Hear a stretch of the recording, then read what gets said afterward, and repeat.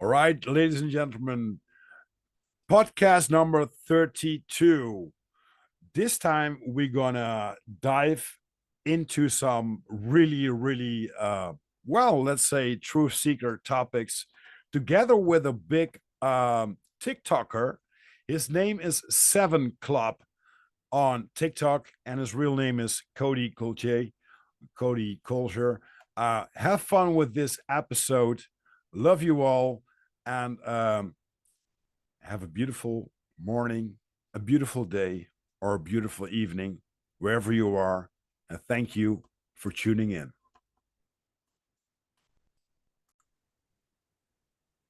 There we are. Cool. Are you going to Yo, stream it yo. directly on TikTok? Yeah. Oh, hopefully my hair is okay. Uh, yeah, whenever you're ready, I'll hit live on there. Oh Whenever you want yeah, to go. I'm ready, man. I'm ready. Cool. Got my Let's rock. coffee, my cigars, got something to drink, so that's cool. Cool, man. Hey, great Good to to see meet you. you. You too, my Yeah, man. exactly. Man, you're a TikTok hype, isn't it? Huh? You're a TikTok hype. It's starting to, yeah. Starting Wow. to get hyped, yeah. Yeah, I saw like 17,000 people were looking at you on the live stream just like a few minutes ago. Oh yeah? Yeah, Oh yeah, 17. yeah. My live on TikTok, my live. Yeah. Yeah, it was a good one. I haven't had that many people. Usually I'm shadow banned, man. I can't get but a handful of people in my lives anymore. But my videos do good, but my lives are usually pretty low. But Huh. today there was quite a few people in there today. I'm still working on it because I got TikTok also, but somehow I got like 500 followers or something like that. So I can go live. And with podcasting, I do this now for like 2.5 months. I have like almost 100 subscribers on YouTube. Yeah, And the funny thing is, I did an episode with David Weiss, which he cool. also put on his Flat Earth app. And everyone, uh, like 3 weeks ago, 2 weeks ago, whatever, they have like 8K, 50K, and I got 1,700 views. So about shadow banning, that's one of the things I think is happening to me also. But Oh yeah. you know, If you're doing any kind of truth, they'll try to keep you out of the algorithm. yeah, but that's okay. I mean, you know, if you have a long breath, that will take it will take a longer run to do it and to get the views, but eventually they can put it out because it's already been out, right? Yeah. How you been? Have you been doing this now, Cody, on TikTok? I think 8 months or something like that, maybe. Wow. Um, Not super long. My first account got deleted. I had my first account blew up pretty fast, but they removed it, just deleted one day. Like I just went to sign in and my account was gone. I had 20,000 followers in 10 days. So Wow. I started putting out content, and in 10 days it blew up to that, and then boom, I lost it and I almost gave up. I was like, man, if this is what it's going to be, then I don't but then my friends were like, "No, keep going, man. Get you like 3 accounts," or really they said like 7 accounts, but they're like, "You need multiple accounts and just make one of them your main and post stuff there and just have backups ready to go. If they delete you again, you can just jump right back on." And Okay, cool. so that's what I was doing. It hurt though, because like I'm like, okay, so this must be my thing. Like Mhm. I'm like, TikTok's my thing. So it hurt to lose it like that, but you know what? I'm gonna keep trucking, keep trying to spread truth. I'm wanting to send your link to my let's see, copy. I'm wanting to send this to my email so I can pull it up on the screen when I start TikTok. Mhm. I'll be able to pull your podcast up on the screen, let them know where to go. And Will be my oh first time live. Oh yeah, Hmm. your first time on TikTok Live? First time on TikTok Live, but there should be always a first time for everything, right? That's right. That's right, brother. It'll be good, man. People join in, and my camera won't be on there. They'll still see me because they're gonna see me through your camera. Okay, Or cool. Should I hit something or no, you're good. We'll just show it like, well, where'd it go? Oh, there it is. Okay. No, let's see. There we go. Wait, I just sent isn't it fun myself. that technologies really fats me up? Yeah, But I think I sent we myself the can wrong. talk Oh to wait, each other. You know, you're in America, Missouri, right? yeah. Yeah, All right, Snake. I got you pulled up. Sweet, cool. All right. Cool.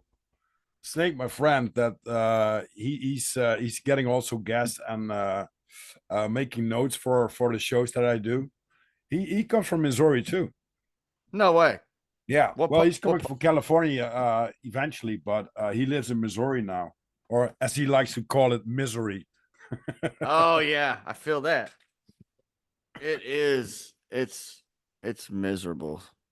Yeah, it is. What kind of state is it? It's the weather can't figure itself out. Like I came from Indiana normally, and Indiana was like if anybody was outside walking or mowing the lawn and you drove by, it was you wave. Like this place is people just stare at each other. Nobody waves, nobody's friendly out here. Uh Something in it's the just water. people are quick to backstab you here. Like people's word don't mean anything here, like they did in Indiana. Like it's crazy because it's only a 5 hour difference, but the personalities changed a lot. Now, not everybody's like that. I'm just saying there's a lot more like finicky people. You know what I mean? But Individuality and stuff like that. yeah, the weather's terrible. Like today it was 80 degrees. I was working outside. It was great. Uh-huh. But tomorrow it's going to be 20 degrees. Oh wow. Like the weather's really crazy here. It's like spring tulips are coming up and everything because it was warm last couple days. Now Yeah. a big ice storm's gonna hit tomorrow, or like I don't know if it's gonna be an ice storm, but it's gonna be freaking freezing outside. It's gonna be cold Oh again. shit. Yeah, it's like that out here. Oh. And why did you move to there? Uh, my dad, my dad's a pastor, and well, he passed away in 2021 through the COVID uh protocol in the hospitals and stuff. So they pretty much locked him up, pumped him full of remdesivir, and he died in the hospital. And we couldn't see him and stuff. This 2021. Anyway, he was a pastor, and uh, he had gotten a position in Missouri randomly, and he just decided to take it. So we moved here. But Hmm. yeah, it's That and then sucks, a man. lot of our family moved here too, though. So we got my sister and some people here. That's my nephews and nieces are here, which is cool. Yeah, it's good to have family around, right? Yeah. Yeah. Yeah. Well, I'm gonna what's hit your live on TikTok. yeah, please do. And we'll go. I, I want to do one quick little whenever they do jump up. I want to show them Disorganized podcast screen so they'll know where to go and check out your show, brother. Yeah, that's cool. That's cool. All There. right. I think you're episode 32 right now, and that's been like 2.5 months. So What it's is it? going elevator sky high, man. What is it? Number 32 now 32? in 2.5 months. Yeah. What do you mean? On my podcast. This episode 32. Oh, sweet, dude. Mm. You're knocking them out, bro. Tomorrow I have Billy Bond from Permaculture. Sweet. Uh, on Sunday I have Alex Pauls from Firmamental Podcast. You know these guys? Yeah. Yeah. Well, okay, so I'm on Firmamental. when is it?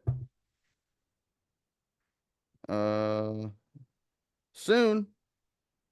I'm on Firmamental soon. March 1st, maybe? No, March 29th. I'll be Cool. on. I'll be meeting those guys. So that's awesome, man. Oh man, these guys rock. That's one of the reasons why I do podcasting right now. I reached out to Raul because I listened to him on George Hobbs, Fact Hunter, and on Flat Earth Files.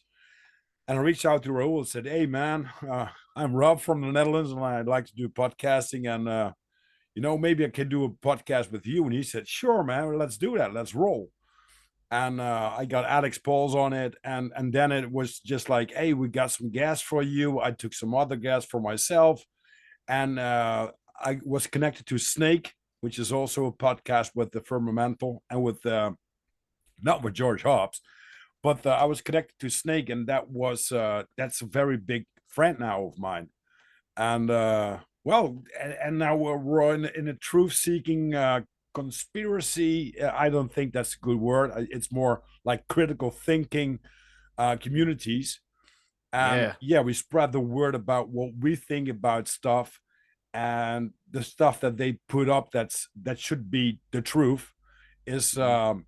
well, we can debunk a lot of that stuff, right? And there's so much going on if you're looking into that rabbit hole or the rabbit holes, because it's one big rabbit hole.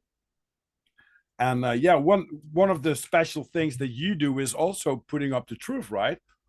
Yeah.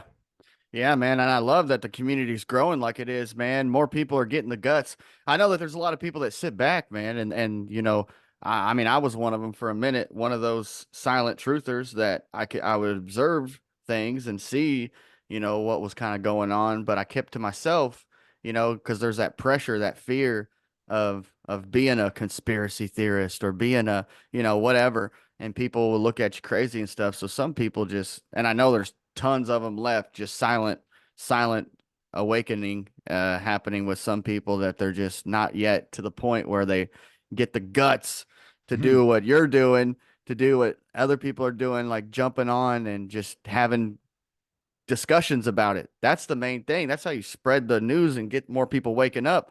The passerby is going to come through. You're going to be having a discussion about some heavy, true topics, man.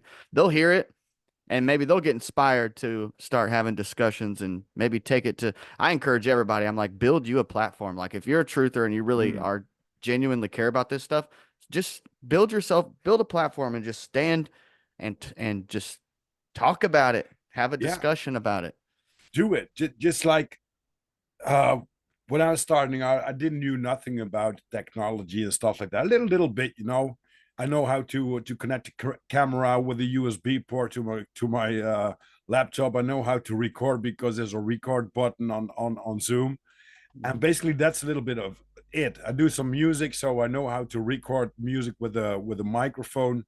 But then just like, okay, if you want to do really something except being a keyboard warrior, or just spread the news and stuff like that to people that you already know, who probably don't get it because you talk to them for such a long time, um why not do podcasting? I think I'm going to hit this week probably like 1,000 downloads.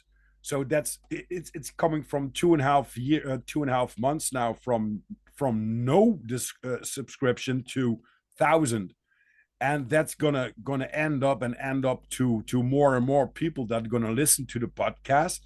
And it's nice for me that they listen to me, but it's very good that they know that there's some information in all the podcasts that I'm going to provide. You can cherry pick as you wish the stuff that you like about well, the truth, or about critical thinking, or maybe it's about health, maybe it's about what you posted today about the big trees, the giant trees that they cut down. Mhm. All that stuff, it's been around here. If you walk in nature, or you walk down in some states or in some countries, you see things that you can't explain how they get there, right? Yeah. Like the pyramids, how can we say that these people were just like, oh, they were a horse and a buggy and they were making the pyramids? Well, guess what?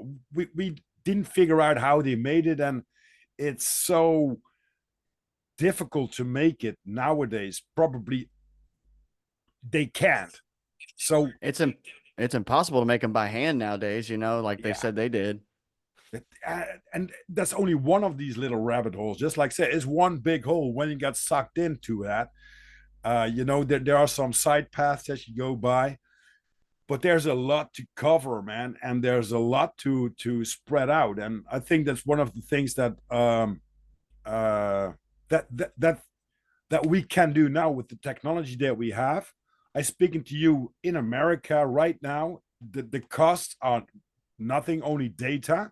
Like 10 years ago, 50 years ago, it's going to cost you like, like 1 hour conversation going to cost you like $50, $100, $200, stuff like that. I mean, they make it easy. And one of the things that they really pulled out is they bluffed real big with poker time with big players on it, and I see the through seekers as the big players. And when they put up the pandemic and stuff like that, the technology that the people had at home took care that they could dive into stuff that they never been dived in before, like I did. On YouTube, you could figure out everything that you could possibly imagine. And nowadays it's going to be shadow banned, as you said, or you don't see the videos at all, because when you type in some keywords, it's going to take like 20 or 30 scrolls before you're going to get to one video that provides some way the truth, you know? Yeah. And what does it with you? Or better said, what was your journey to the truth? The truth, like the first thing that I had noticed was 9/11, like when Zeitgeist came out, you know? Mm-hmm. And from there, it was just a cascade of things. It was probably the trafficking and things kind of after that, and the flat earth was kind of an accident.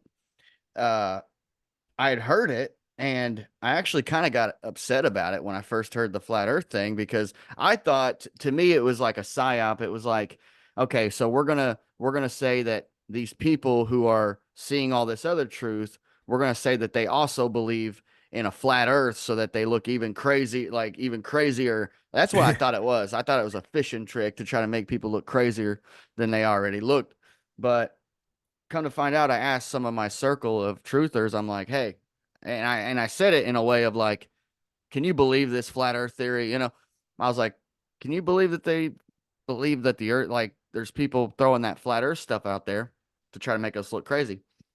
And one of my friends goes, no, there's actually something to it. You should look into it. And I thought, what? So later on, I was scrolling through Netflix and I seen a documentary from Logan Paul, but it was like a mockumentary. Mm-hmm. And it was this flat earth thing. And I watched it. Now, he was making fun of flat earth, but I did notice something that made me, it got me thinking. And he was in a convention. He went to this convention, a flat earth convention.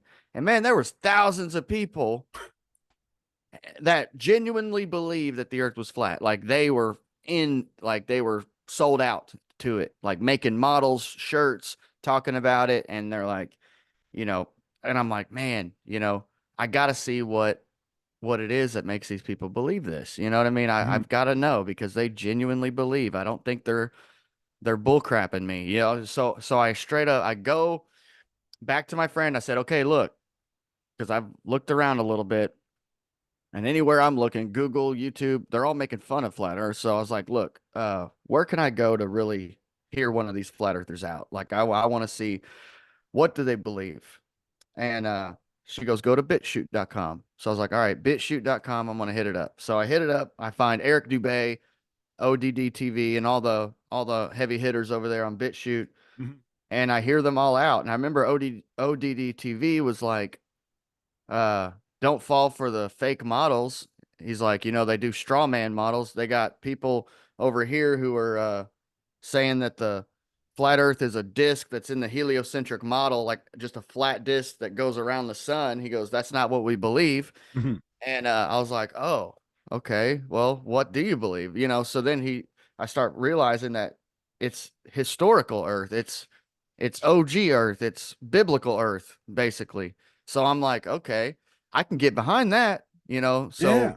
it still took me 2 years though, because everything that came up, I had a question like, okay, I see now how sunsets and seasons work, but now I need to know how what gravity works. I need to know how different things work, So, Uh-huh. but 2 years in, I had realized that, like, in fact, the TikTok that I made, and me starting to go out there and build a platform, came at the end of that 2 years, where I said, okay, the Earth is in fact flat, and we do not live where I thought we do not exist in a reality that I thought we were in. Even being a truther, once you wake up to the true Earth, then it Mhm. opens up a whole other door of what energy, frequency, all these different things. So, Oh yeah. now I'm like, wow, God is more real than we thought. This place is created. It's, so that made me say, in fact, I kind of felt some pressure from God, even because, like, I felt like God was trying to tell me, like, look at all this stuff I've shown you. Like, I've sent my angels to lead you down these paths, and you've uncovered all this stuff. Now, what are you doing with it? You've been sitting around for all Exactly. this Yeah. time, I'm like, you're right. Like, I gotta tell people, like, that's what this is about. Yeah, I that's the wouldn't. church, right? Telling Yeah, people and getting yeah. involved and getting conversations about it, about the Hmm. truth, spread the truth and have some conversation about what you think and what the others think with all the respect and love if they think in different ways, right? Yeah. Because yeah. Absolutely. Oh, Mhm. for you guys on TikTok, here's where I'm at right now. So I'm with Rob from Disorganized Podcast. This is his show right here on Spotify. So if you guys enjoy this, go check it out. Go check out his show. He's got, what'd you say? This is episode 32. This is episode 32. Yeah, right. This is episode 32. Look, he's got Vika from the last podcast I was on right here, and got a lot of really cool guests, man. So go check out his show. It's right here on Spotify, and you'll be putting this on Spotify too Yeah, whenever it's tonight. done. Tonight, when Cool. we're done, I'm gonna edit it and it will be on Spotify, Apple Music, all the platforms available directly. Heck yeah. Cool. Well, Yeah. I appreciate you, man. Thanks for having me on. I'm sorry last week we got a time issue. I thought it was later than it was, and then we had to Only reschedule, 9 hours difference, right? right. But today we got it sorted out, and yeah, man, I'm excited to be here, dude. Yeah, thanks, man. Thanks for hopping on. And I think Vika connected us, right? Because Yeah. I got a message from Vika. Just reach out to Seven Clubs, and maybe you know this guy. And I was looking at TikTok, just like, oh yeah, I know this guy. I like everything that you put it out. And Thanks, man. here we go. I mean, 2 weeks later or something like that. Just like I'm in conversation with you. That's how it goes. Hmm. And that's how you know it's spiritual. Look, I got some people over here in the TikTok, some of the regulars, my friends, the first people I've met, they're here, they're watching, like, the connections that have been made here. I see you over there, Fish Monkey, like, meeting you, brother, meeting you, Rob, meeting Vic, man, meeting all these people. It's like, I wouldn't have met you guys if it hadn't been for this movement. And it's connecting Exactly. people at a level where, like, now what we're doing right now, having this conversation, now we're capturing a moment, a meaningful moment, where now this moment's captured, it's put out there in the ether for somebody to stumble upon. And every time you do that, whether it be me, you, Fish Monkey, anybody that goes out and they decide to take it, I truly believe that every interaction between two human beings, there's a meaningful and a meaningless conversation awaiting in the midst. And it's like, Hmm. when you grab that meaningful and you guys talk about truth and get that out there, that puts that in a place where now the innocent bystander who's just experiencing the narrative's version of reality is going to stumble upon. They're going to now get to view this moment Hmm. that was meaningful, that's put out there for a reason. They're all for a reason. All the conversations we have when we interact and we put them out there. And then that's going to be someone's first step to their Exactly. wake up journey. And we're spreading it. We're spreading the good news, man. And It's awesome. the positive side, the community is so positive, and the people that you talk to are so positive about things. We change something in the ether, just like you said. If you're just like, if you watch the news and stuff like that, or watch TV, you've been numbed down. But if you're awake, I never look at TV or whatever. I don't listen to the news because I don't give a shit. The other Hmm. thing is, I know that they want to harvest some kind of energy that's going to be negative energy about stuff that they make up or whatever, and they're going to harvest that some kind of way. But if you're going to spread the news and you find new brothers that you can talk to, man, that's so massive. That's why I'm always pumped up nowadays when I talk to new people. And eventually, if you do the podcast like 1.5 hours, stuff like that, when you're done, you got so much energy and you really connect to someone that you think, wow, there are people just like us out there. And that's the beautiful thing about it all, man. Because I have an episode about isolation. A lot of people who stumble up to the truth or go down a rabbit hole, they feel very isolated because they can't talk to other people about it, because they say, "Oh, you're nuts. You're a nut job. You need to find the loony barn or whatever it's called in America." And a lot of people don't take you serious anymore because you dive into some rabbit holes and you want to talk and you want to scream it off the building. Hey, have you seen this? And they're just like, oh my God, no, we're not going to invite Kobe or Rob because, these nutsacks, stuff like that. So it gives you some kind of isolation, Yeah. except when you put it out and you find your community and you find your followers and people that are also digging to that kind of stuff. Well, then magic happens, man. Then really magic happens. It does, man.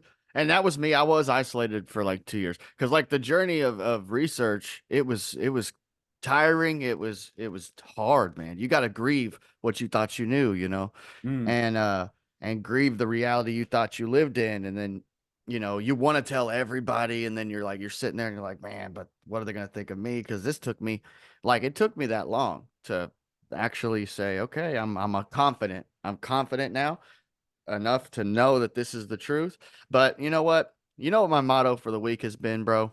hmm. It's been the truth will be the truth, whether we believe it or not, right? A lie needs people's participation Hmm. to even exist. A lie has to have your consent. A lie has to have your participation and your, I guess, permission to Mm. exist in your life, right? Yeah, yeah, yeah, So yeah.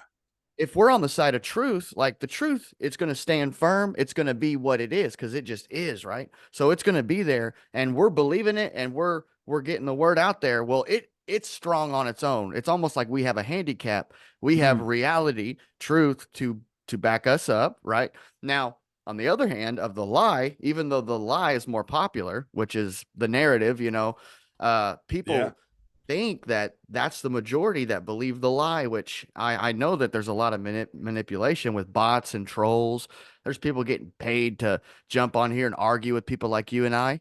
Yep. There's AI bots. I think, and I'm not a huge fan of Elon Musk, but I know that when he took over Twitter, he said that there was more bot accounts than there were real accounts. And Oh if shit, that, yeah. that right there shows you if they have more bots than real people, then they can marginalize any group they want, and they can popularize any group they want, and they could just push a narrative like crazy. Mm.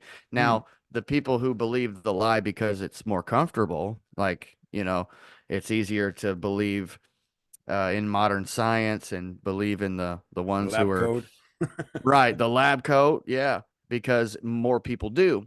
So Mm. there's comfort in numbers with people, but I still believe that there's some of those that are comfortable in that herd that still see the truth. I think they're kind of waiting on their moment. That's why I don't believe that there's ever going to be a 50-50. I don't believe the awakening's ever going to hit 50%. I think Mm. if it ever gets to 50%, it's going to automatically bust to 75 because I really do believe that there's people waiting to have the appearance of a 50-50 before they actually come out as a truther. I Yeah, think that there yeah, still are people that are socially just awkward and they're scared to really voice what they see. yeah. Uh, so once the climate changes a little bit and we see this topic or other big truth or topics become more, I guess, mainstream and political, then I think we'll see a lot more of a shift with people, Mm. but we'll have to see. Yeah, I think people are afraid because they saw like a few years ago that they could lose their jobs. And it's like job security, right? Okay, if I shut up, I will keep my paycheck and I can prevent my family for a normal living. But I have to shut up about some kind of stuff that is going on. But the more people they gather, just like what we do now, it's not like if you spread out the truth, but if you build a community, um, the more people you're gonna reach, and the more people that are gonna follow you, the it's not easy to shut you down then because you got so much people that follow you. Okay, if it's not going to be on YouTube, I'm going to be on BitChute, man.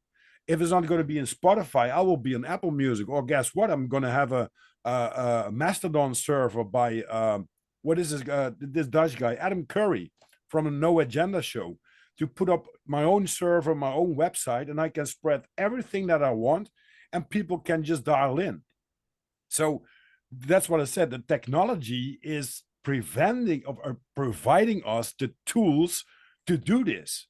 Like 10 years ago, you couldn't imagine to do like a podcast like this. Podcasting wasn't that hot, but the technology wasn't there. And when they put out the pandemic kind of stuff, and you got to go home to do your work and stuff like that, they made Zoom, and they made every data it should be fitting in, right? Because they knew when we're going to shut down the world and people going to work from home, they need an internet connection that's good, and they have to work from home.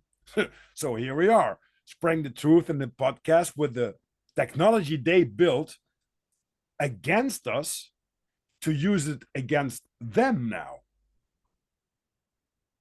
Oh man, it's so true. Yeah. It's 100% true. And what What the enemy meant for evil, we'll turn it for good, man. Yeah, but that's also quite a big journey, especially when I look for myself like 5 years ago.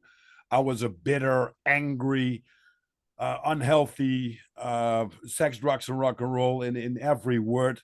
And I changed, but also my perspective. On the early days, it was all negative. When something broke down at home and stuff like that, oh, I was fed up for one day. I could scream to everyone about it. Nowadays, when something happens, it's just okay. It happened. Breathe in, breathe out, and we're going to enjoy the day.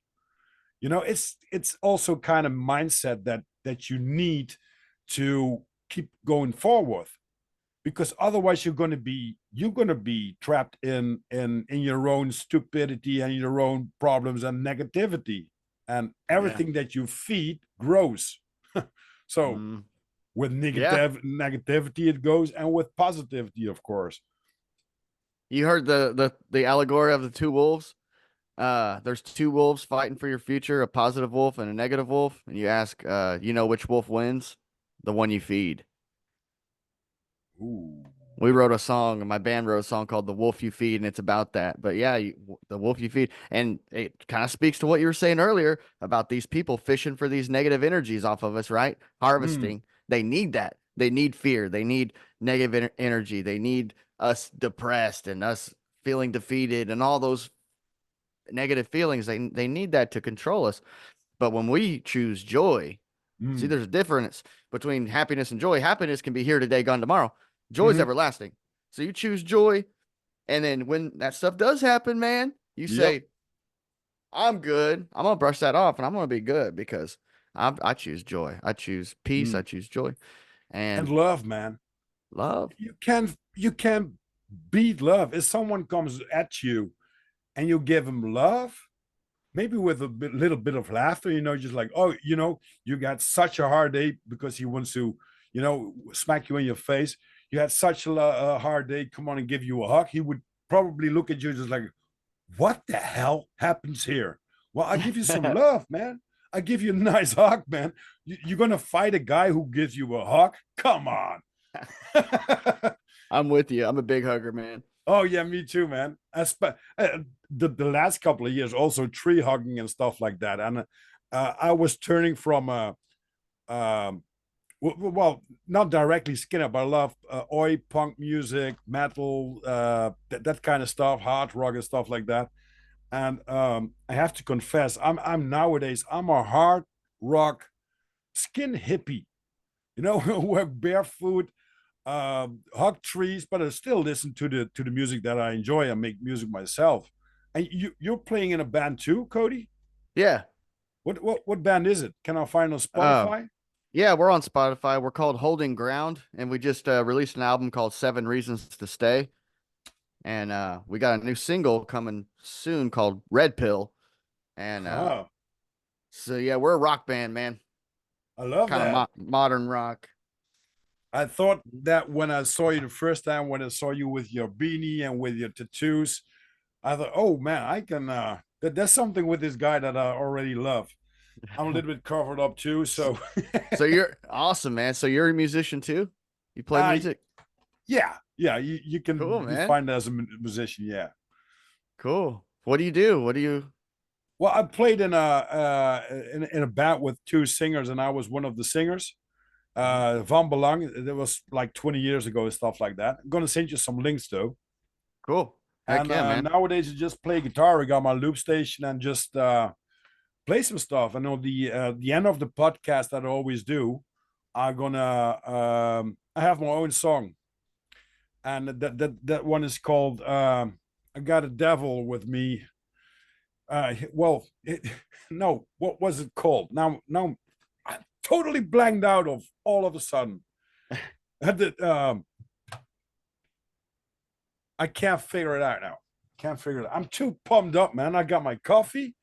Yeah. Yeah, it was my third cup now, so I'm really Heck yeah, brother. Heck yeah. yeah. Well, Cody, what is your occupation? What do you do normally in life except TikTok and playing in the band? I'm like a maintenance type guy. I do like landscaping, odd job. Like I pick up work all the time, like jobs, just if someone needs something done, everything from, like landscaping work. I just like today I did took a fence down and weeded it and I got to put a new fence up, stuff like that. And then paintings.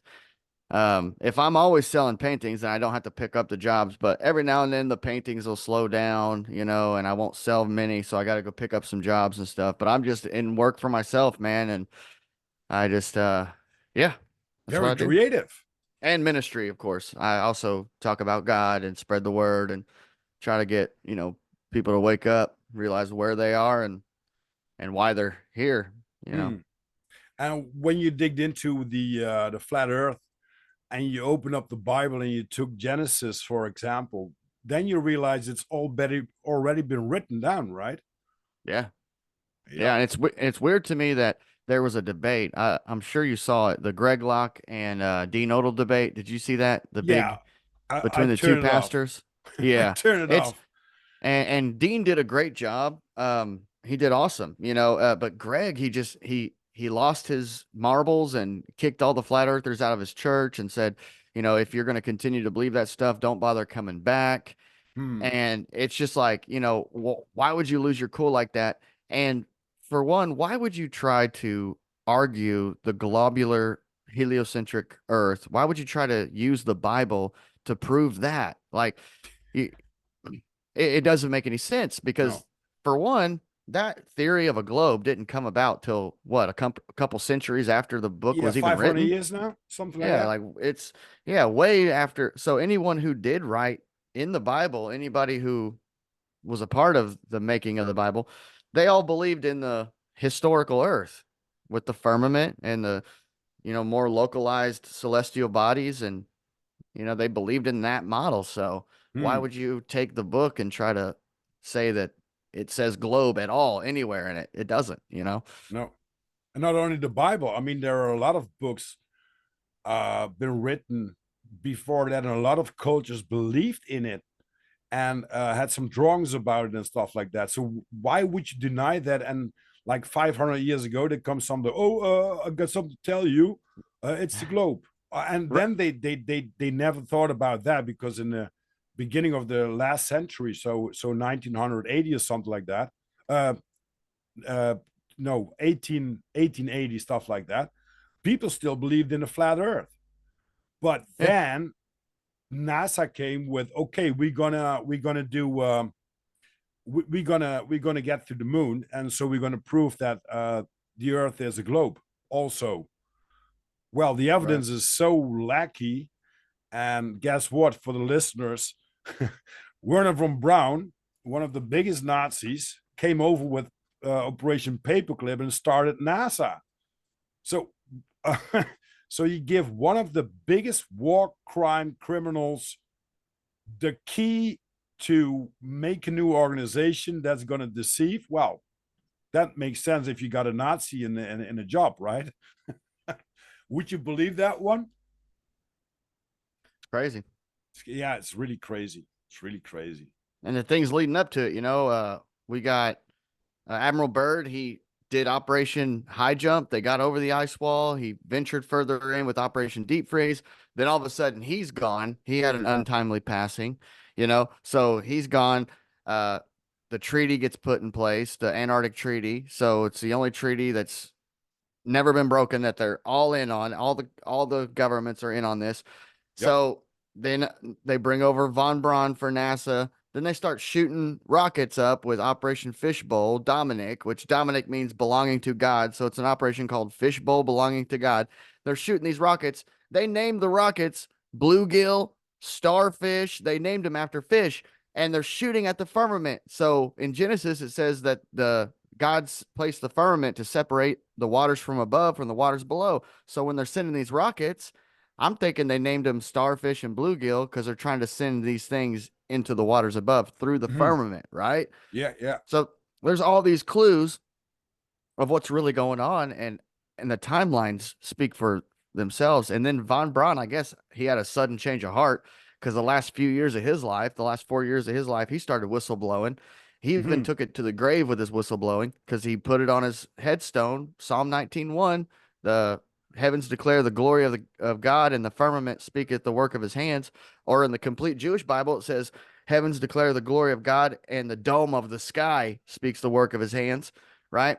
And there's some other things he was whistleblowing about, something about a staged extraterrestrial event, which, you know, it, Mm. it's crazy that he would say that because do you remember, which I know you're not in the States, but we've had two or three presidents, man, like in the last, 20 something years that have said nothing would bring the world together like a threat from outside of this world, like Yep. an Reagan began extraterrestrial with that, threat. right? Yeah, Yeah, yeah. yeah, yeah.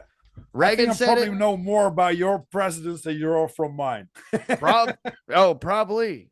Yeah, and man, it's crazy because I think Truman said it too. Mm. And I think Well, who else said Kennedy? it? Maybe.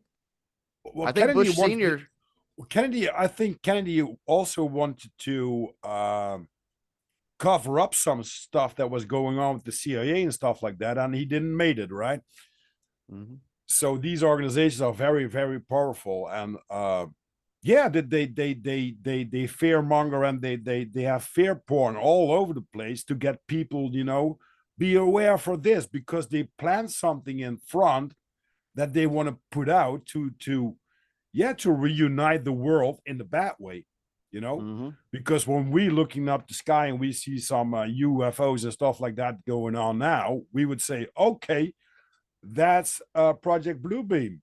Mhm. We Yeah. don't buy it, but Yeah.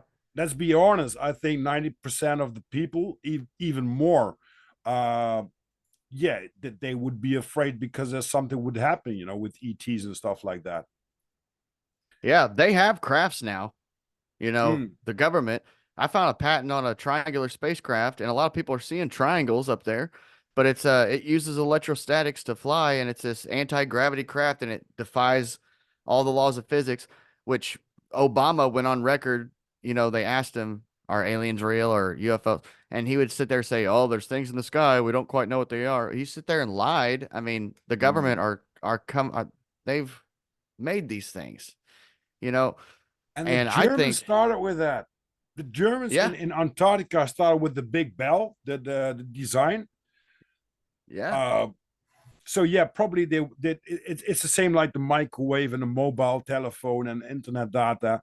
They spread it out to us after they figured out themselves how to use it and how to manipulate it, so they can use it against us. Because we think now that it's going to be okay to talk to a black mirror, just like a telephone with all the data, but they can track you 24 hours. You will never be safe in this world, because even if you leave your telephone at home, there are so many registration cameras everywhere. You know, you yeah, it's a game of control. It's a game of monopoly. You pass yeah, this house, you're gonna pay that, and that's the same with the world. yeah. You Crazy. know, that last time they were gonna bring back the virus and all that stuff. They were saying how lockdowns were coming back, protocols was coming back, Mm-hmm. and they were talking about the surveillance drones that they were gonna use that was watching people, and Uh-huh. there were drones, and they were seeing if you were standing too close, they would fly up and tell you, or if they seen you walking around with your mask down, the drones were going to fly up and tell you, hey, pull your mask up, or hey, stand 6 feet apart and get people away from each other and stuff like that. Oh, Uh, and it didn't get to that extent, but I think they're fishing around to see how we were going to react to it. yeah. Because once they said protocols were coming back, there were probably more responses of people saying, I ain't doing it. I'm not playing along this time. And I Well, think enough people said that. it freaks me out because I love to play. Well, I used to love to play video games, and I loved Watch Dogs. And the third part is in London, and you got riot drones, you got CNN, well, news drones. So when you walk down the streets and you do something that's not, well, let's say fits in society, which is good, the drone is going to watch you, and there's a police drone who's coming to get you and follows you. A news drone who's going to make directly contact with well, everything in the air, and probably when you're going to shoot at it, there comes another drone, a riot drone, that could shoot you. So that's, well, basically New London 2045, but it's already there, man, and they want to pull it up. And yeah, how can we as awake people be against it and go against it without doing it violently? Because they want it, of course. That's, it's like conquer and divide. They want to put us up as people, and if not, if we don't do something wrong, they want to put us away, because they got a FEMA camps and stuff like that already Yeah. done for people like us, probably. Yeah. I can see a police state coming. Look, I've had a couple dreams, man, and these dreams, one of them was like 2015, and it was drones that I had the ability to shoot, and I thought that was kind of crazy. And then when I seen these COVID drones, you can kind of see it unfolding, and all the stuff you said. Elon Musk, he admitted, he goes, we already have the technology to have, he's like, we have facial recognition, we have drones. He said we could fly, like if somebody was a target, we could send 50 drones after him. All of them are explosive drones. He could not Oh escape. yeah. Even if the first like 5 drones got taken out, I mean, there's 50 all in a line, all after him, and everywhere there's Crazy. cameras. Like he admitted all that, Mm. and yeah, I could see it getting to a police state. But see, I'm thinking the deception is going to be so deep, man, that in order to get people to fall for this kind of thing, to just walk into a concentration camp, it has to be a deception that's, the bad guys we have right now are too obvious. We've got Mm, Klaus Schwab and all these people. They're too obvious. They're the super villains. I mean, they say things like, if we don't merge with AI, it'll create a new class of human beings, which would be the useless class, the class of useless eaters, and hmm and all that stuff. They're too obvious. I think there's going to have to be a bad guy that acts like a good guy. Like he's people love him, in order to actually trick people into this police state thing. Like mm, I think it'd have to be that way. yeah. And the funny thing is, if you look at like you said, 9/11, because it's so obvious that it's been written as a script. You can't make the stuff up. So there is someone who said, okay, this is going to be the script. You are the actors. If you look at the new movies like Mission Impossible and stuff like that, you see this Elon Hunt, this Tom Cruise running around with a mask, and it's so real that you don't know who you're talking to, because he can go out of the room and pulls off his mask, and it's a woman. Yeah. You really don't know. So the thing is, if you, just like us, know that there's a play going on, like the world is one big stage, like Shakespeare said, who's the script writer and what is his intention about writing a script like that? That fascinates me. That really fascinates me. What kind of, yeah, who is the director of this play? Because even if we look at Klaus Schwab or all the other puppets, these are just characters that play their role, and Mhm. we can't blame them, because probably they are the best actors in the world, because what they do, you can't make this stuff up. Somebody who's having a mask of Biden, and he goes, as soon as he is ding ling ling, like an ice cream van, he goes running around it and stumbles 20 times, just to get his crazy ice cream. You can't make that stuff up. It's too obvious. Mhm. Yeah.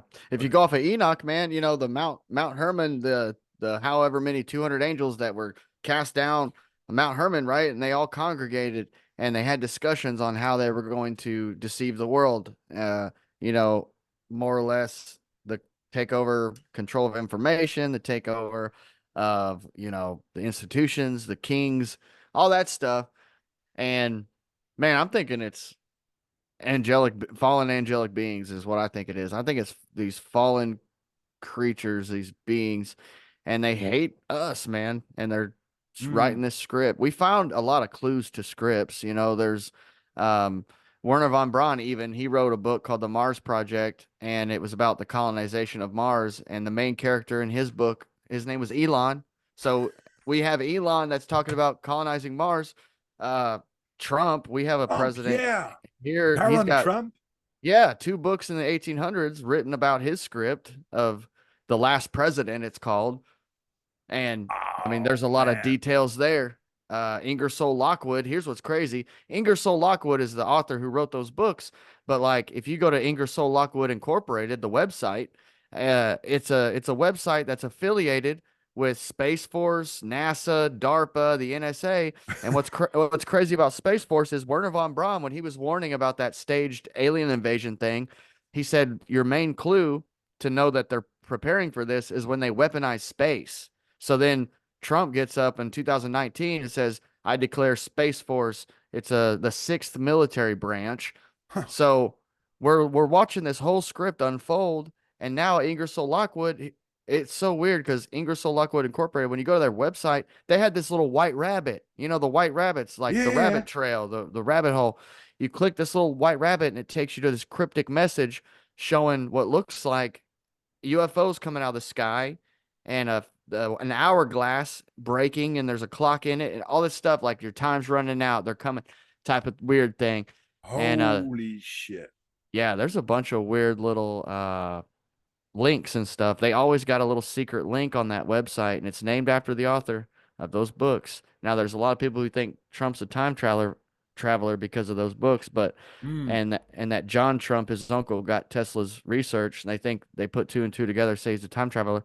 I say he's just following a script, man. Oh man.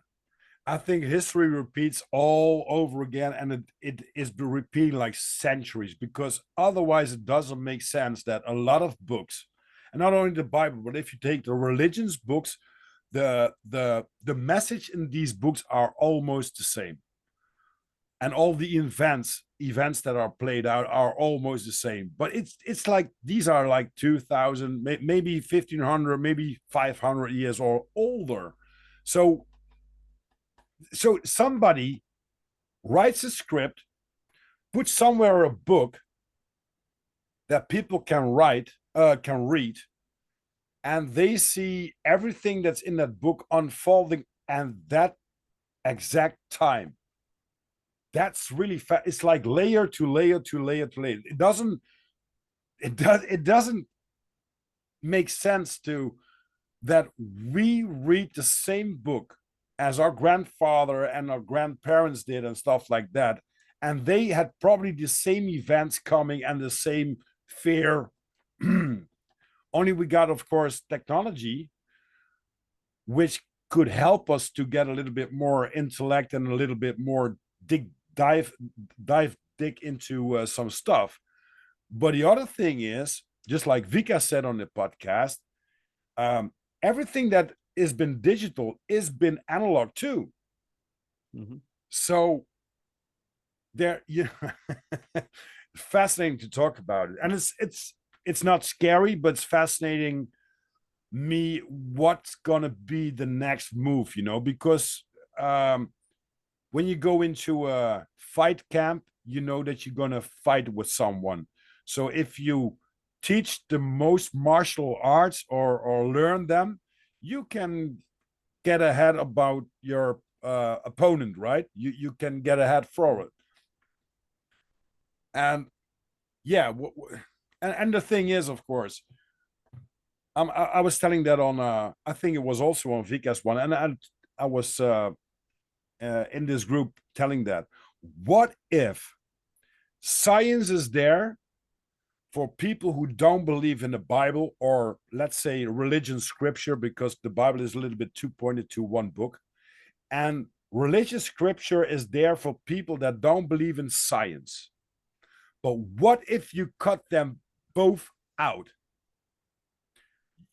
Just like if you put a group of people on an island and don't give them any religious scriptures and don't give them any science, they will figure out and they will live more closely to God, I think, than we will ever did, because there's so much distraction, so much different kinds of lecture, so much different kind of things going on in this world that we can't focus on the real thing, connect with nature, be in nature, and just, you know, nowadays people go outside and they don't have a rain jacket on because their app says it's not going to rain. They're going to get soaking wet, and they're going to, they're going to tell the app, that's a crazy app because he was wrong.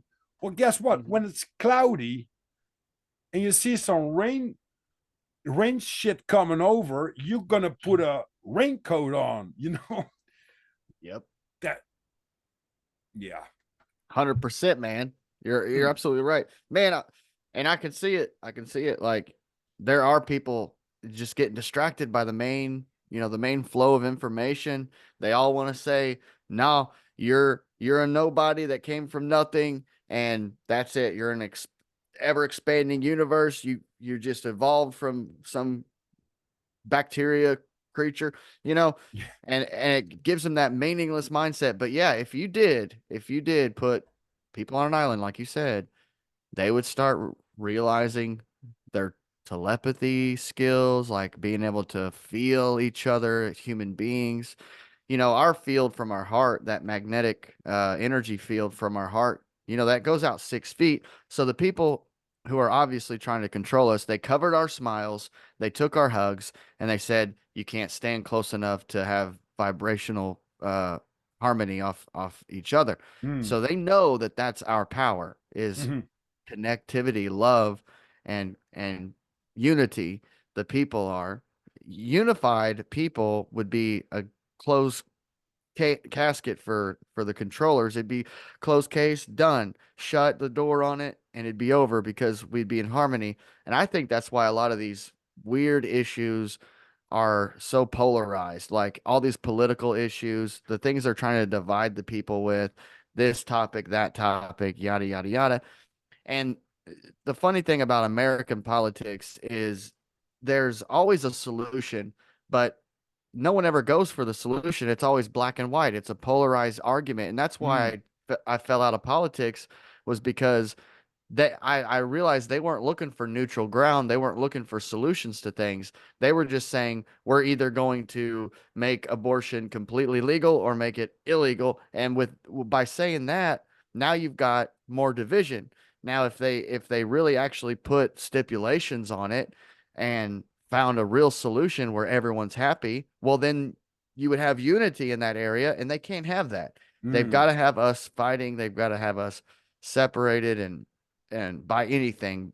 And that was what was weird about the COVID thing, is they called it 6 feet social distancing, but that's a term from sociology, and it means the separation of people through class, color, religion, um, sexuality. It's social distancing is literally segregation of people. It's not a mm. physical 6 feet's a physical distance, not a social one. I remember Exactly. learning, remember in school they said you can still be social and not be in the same room with someone. You can be social on the telephone, or you can be social like through letters and stuff like that. So it's not a social distance. It was a Mm. physical distance. And that's another one of those mind spells, those play on words that tricked people into segregating, more. Mm. It's it's wild, man. It's really wild because if you look at like pre uh well, let's say pandemic or stuff like that, but I was sitting with my girlfriend on the couch and we were seeing everything happening here in Europe. Like the yellow vest in France, there were a lot of people that were demonstrating here against the government. A lot of people were, fed up with all the stuff that had been put down the throat of us. And we were trying to figure out what would they do because they can't hold that gate anymore. They were putting up a lot of people to the gate, but there were more people that want to press down the gate and go for it, just to have a revolution going on. And then COVID came, just like, oh, wait a minute. That's a good, that was a, from their perspective, it was a very good thing what they pulled up because they couldn't hold it anymore. And if you see, like we have the farmer protests going on, like a few years ago, and it's still going on now, especially now in Europe, because everybody's fed up. I was talking to Sean Zimmer. He was one of the guys that spoke out in the Canadian truck convoy. People are sick and tired of it, and what the system is going to do is going to pull up all these bullshit things to disconnect us, because the conscious mind, as we talked just in the beginning of the podcast, when you have a positive vibe of people that have enough of it, you can't do anything against that. The only thing you can do is to separate them again with divide and conquer, of course, or divide and conquer, or put some scheme up so they have to be divided and can't touch each other, or can't talk to each other. Cut down the internet. We can have this conversation right now if they cut on the internet. And I was talking to Derek Stitt. Shout out for Derek Stitt, Talking Stitt podcast. We were talking about, well, we should be prepared because every time when something happens, people say, oh, no, they won't do that. Well, if you look like 2 3 years ago, when everybody said, oh, no, they won't do that, guess what? A week after it happened. By us in the Netherlands, they told us the the COVID stuff is an experiment. How people react. So, how many people do obey and how many people don't obey? And how can we do that? Because there are a lot of people that were threatening each other because there was a hotline, you know. So Mhm. if you were having a party with 5 friends, just like to whatever that's going to be, like no more than 2 people in the house, people could rat you out by calling the police, and the police could go directly to your house and give you a fine like 2,000 euros or put you in jail, stuff like that. And that, yeah, that's Man. it's Yeah, that's crazy. unbelievable how many people buying this shit. I know. I was surprised, because when it kicked off, I knew right away because I had noticed a speech or a TED talk or something a while back with what's his name? Gates, Bill Gates, right? And he was talking about these problems with the earth. And he was saying that the population was an issue. And I remember he went down this list. He's like, we can bring and he was talking about a few different issues, but population was one of them. He was like, we can bring the one of these numbers down to close to zero. uh he's like, population we can bring down, he's like, by focusing on uh women's reproductive rights and new vaccines. And I remember that stuck with me. I was like, what? Because it confused me at the time. This was long before the COVID stuff, but it stuck with me because I'm thinking to myself, how does new vaccines help with a population issue? Vaccines Mm, are they're supposed to heal, help. not. Yeah. Yeah, like, so later that became an issue. So when this thing rolled out and he was one of the faces of it, I was like, "Oh no. This is one of those plans." So I remember he actually went under some scrutiny there, and he got asked about that in an interview, and they said, "Hey, some people are worried about you saying that the rollout of new jabs would help bring the population down. What do you mean by that?" And his answer was, "Well, it's because healthier people decide to have less children." You kidding me? That's what he said. And isn't it really fascinating that someone who invented tech stuff is now a big player on vaccines? And look at Elon Musk. I mean, he makes electric cars, and he has implants in your brain nowadays. Just like, people, wake up. This is not normal that some tech guy is doing something with your health. And the other thing is, if we gonna spread the truth, or talk about the truth, debate about the truth, have a conversation about what we think is the truth, that's something that the system doesn't want, or we could be locked up. But if people like this telling that they want to, they want to wipe down 500 million people, they can, what's next for dinner? Yeah. It's, yeah, yeah. But it's just another day. Popular, like, and they're trying to convince people, like, they're trying to get people on their team and have people agreeing with them, like Mm. agreeing with them that, hey, there needs to be less of us, and that's dangerous too, because now you have people basically saying that, like, it's like, hey, hey, if you got to bring the population down, that's, it'll save the planet. It's just like, okay. And then Elon Musk, man, like, I don't trust the guy because the Neuralink, I remember, so in the Bible, it does say that there's going to be counterfeit miracles, like, miracles, but counterfeit, whatever. So he's talking about making the blind see and the lame walk with this chip, right? But the trials, he did a trial with some monkeys, and he put the Neuralink chip in the monkey's brain, and all they were doing was playing video games with their mind. They're playing Pong with their mind and stuff. And then they did the first human tests.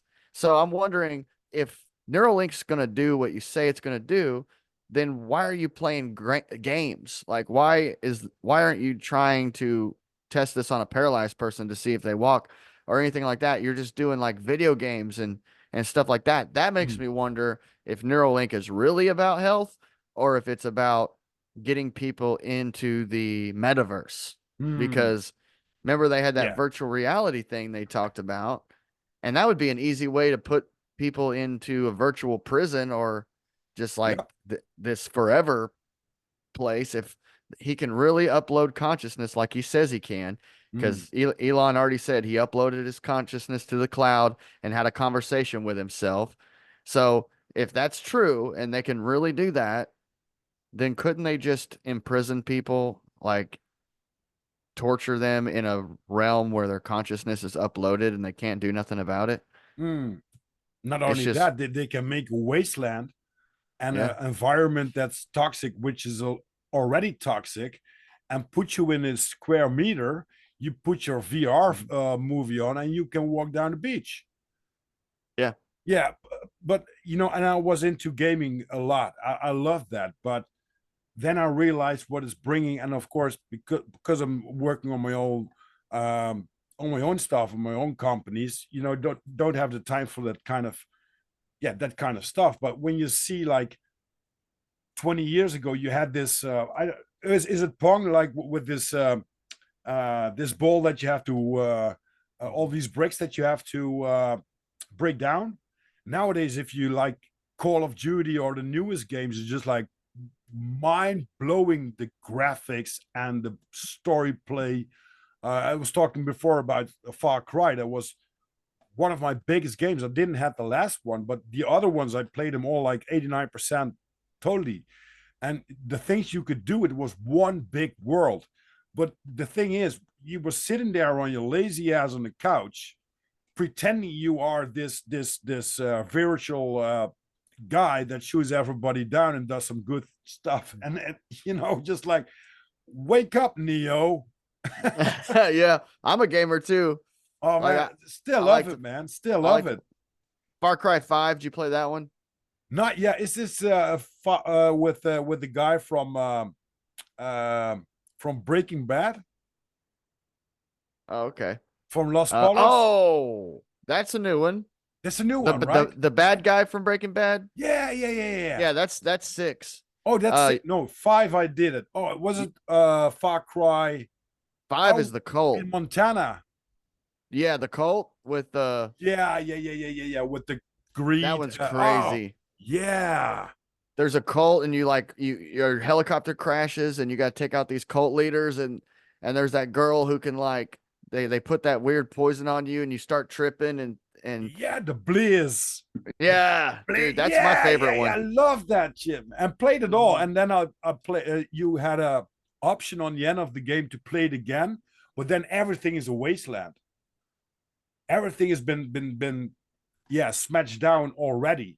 So when you play the game normally, just like Montana, you see this beautiful play with mountains and flowers and stuff like that. But when you played it completely, then it starts up and it's just like desert, black, dark, all that shot, all that stuff. Yeah. Oh, but I love Far Cry. I really love the game because it's so intense. You walk down in this Montana kind of stuff, and then a bear gonna grab you, or you're gonna swim, and a shark is gonna attack you. Stuff like that. Just like what? I love it. Yeah, Far me too, Cry's man. some of my favorite games are Far Cry ones. I never knew like 10, 15 years ago, maybe 5 years ago, that people really could make a lot of money by playing games all day. If Right. I There knew are. that, I would buy a bikini and do that right now on Twitch. Yeah. When I'm gonna play on Twitch, probably 5 or 10 people gonna hook up, just like, okay, cool, this guy's gonna play Far Cry. When I have a bikini on, oh man, Yeah. something happens. Put an I bet. OnlyFans account on it, and it's gonna be 10K a month. Yeah. Yeah, man. That's a That's strange crazy. things I know. too. I knew people that were making all kinds of money on that stuff. Feet pics. One of my Yeah, friends did this just for fun, but he was doing feet and food. So he'd like do weird stuff with like he'd put grapes on the bed and like reach in with his foot and grab the grapes with his toes and like he was just doing it as a joke, dude. But then he started getting people like wanting to pay to see him doing stuff with food with his feet, dude. It's no weird. way. Yeah, he did it just as a joke, but I think he quit after that because when people were actually liking it and it was like turning into like this food fetish thing for Uh-huh. people, he was just like, "All right, I'm out. I'm So I done." gotta This, delete my OnlyFans account and my Pornhub account and go to Twitch, right? yeah, But strange world, isn't it? I mean, who could imagine that like 5 years ago, if you play a video game, everyone was like, "Oh, he's this nerd playing video games." Your friends didn't came to visit because you were playing all the time. Your girlfriend, should we go out today? No, no, I got to play this level, man. Stuff like that. Yeah. And nowadays, the girls are sitting in a chair with a bikini on, playing the game, and make 10K a month, and say, "Oh, maybe we can go to the Bahamas next weekend." Yeah. What? Crazy. Really, Crazy. really, really crazy.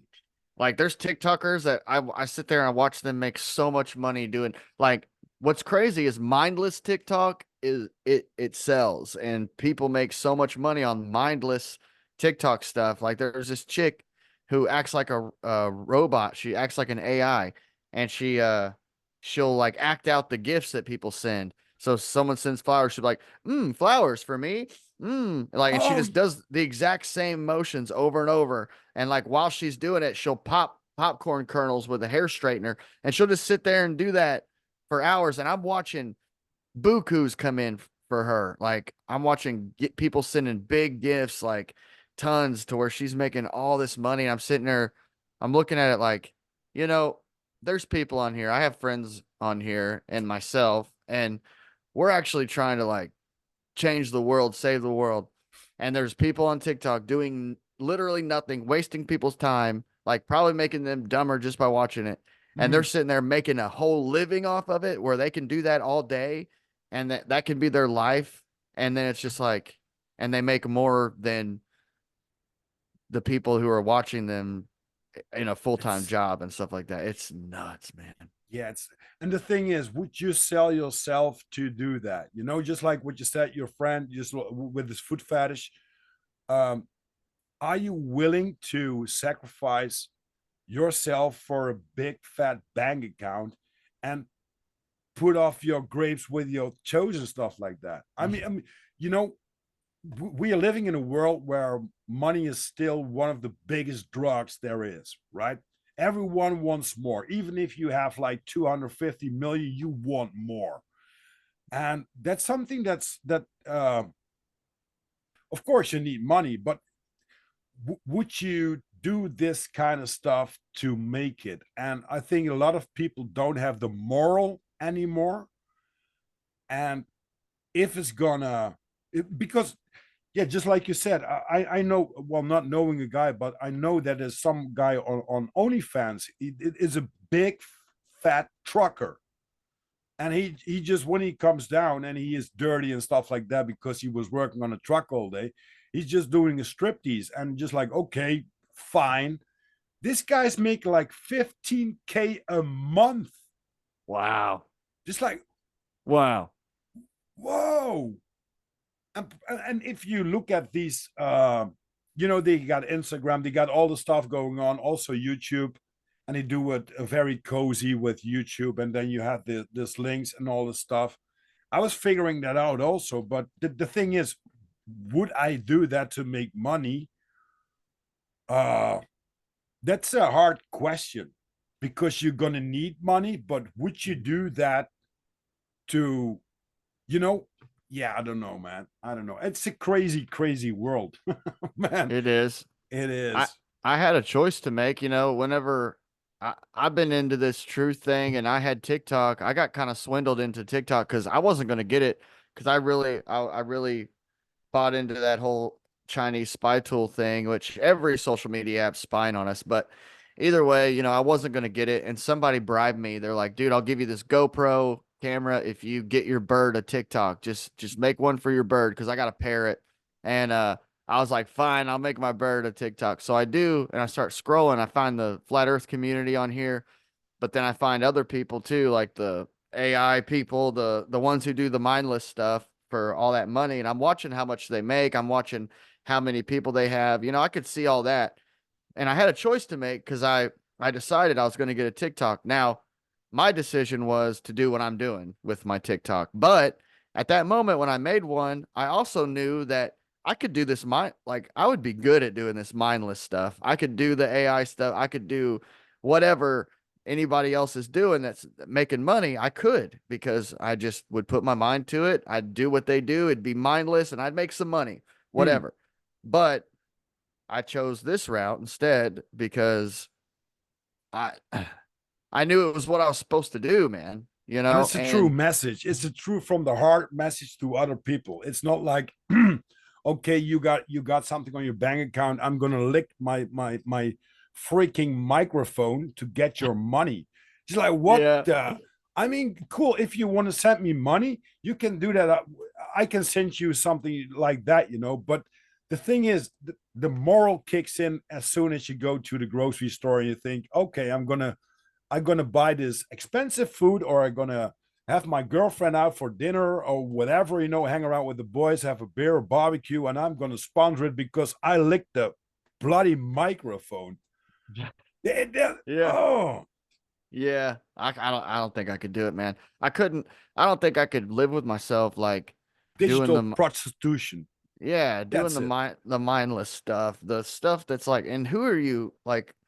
Who are you helping? And I'm hoping that everyone who does that that they don't know what's going on, and they're just doing that because that's all they think life's about. It's Mm, getting money. That's it. I'm hoping that there's not an awakened person out there who's like knows that they should be doing the work of their creator, but instead they've sold out. Like, and I know that there are though because there are celebrities who, I mean, they're miserable. Like they may yeah. have it all. They have the mansion, they got the girl, they got the that, but you can tell it's on them. Like they're miserable. But Mm, I think it's because they know what they've done. They know they've sold out to the evil of the world, and they work for that now. mm, And they know that they probably shouldn't be.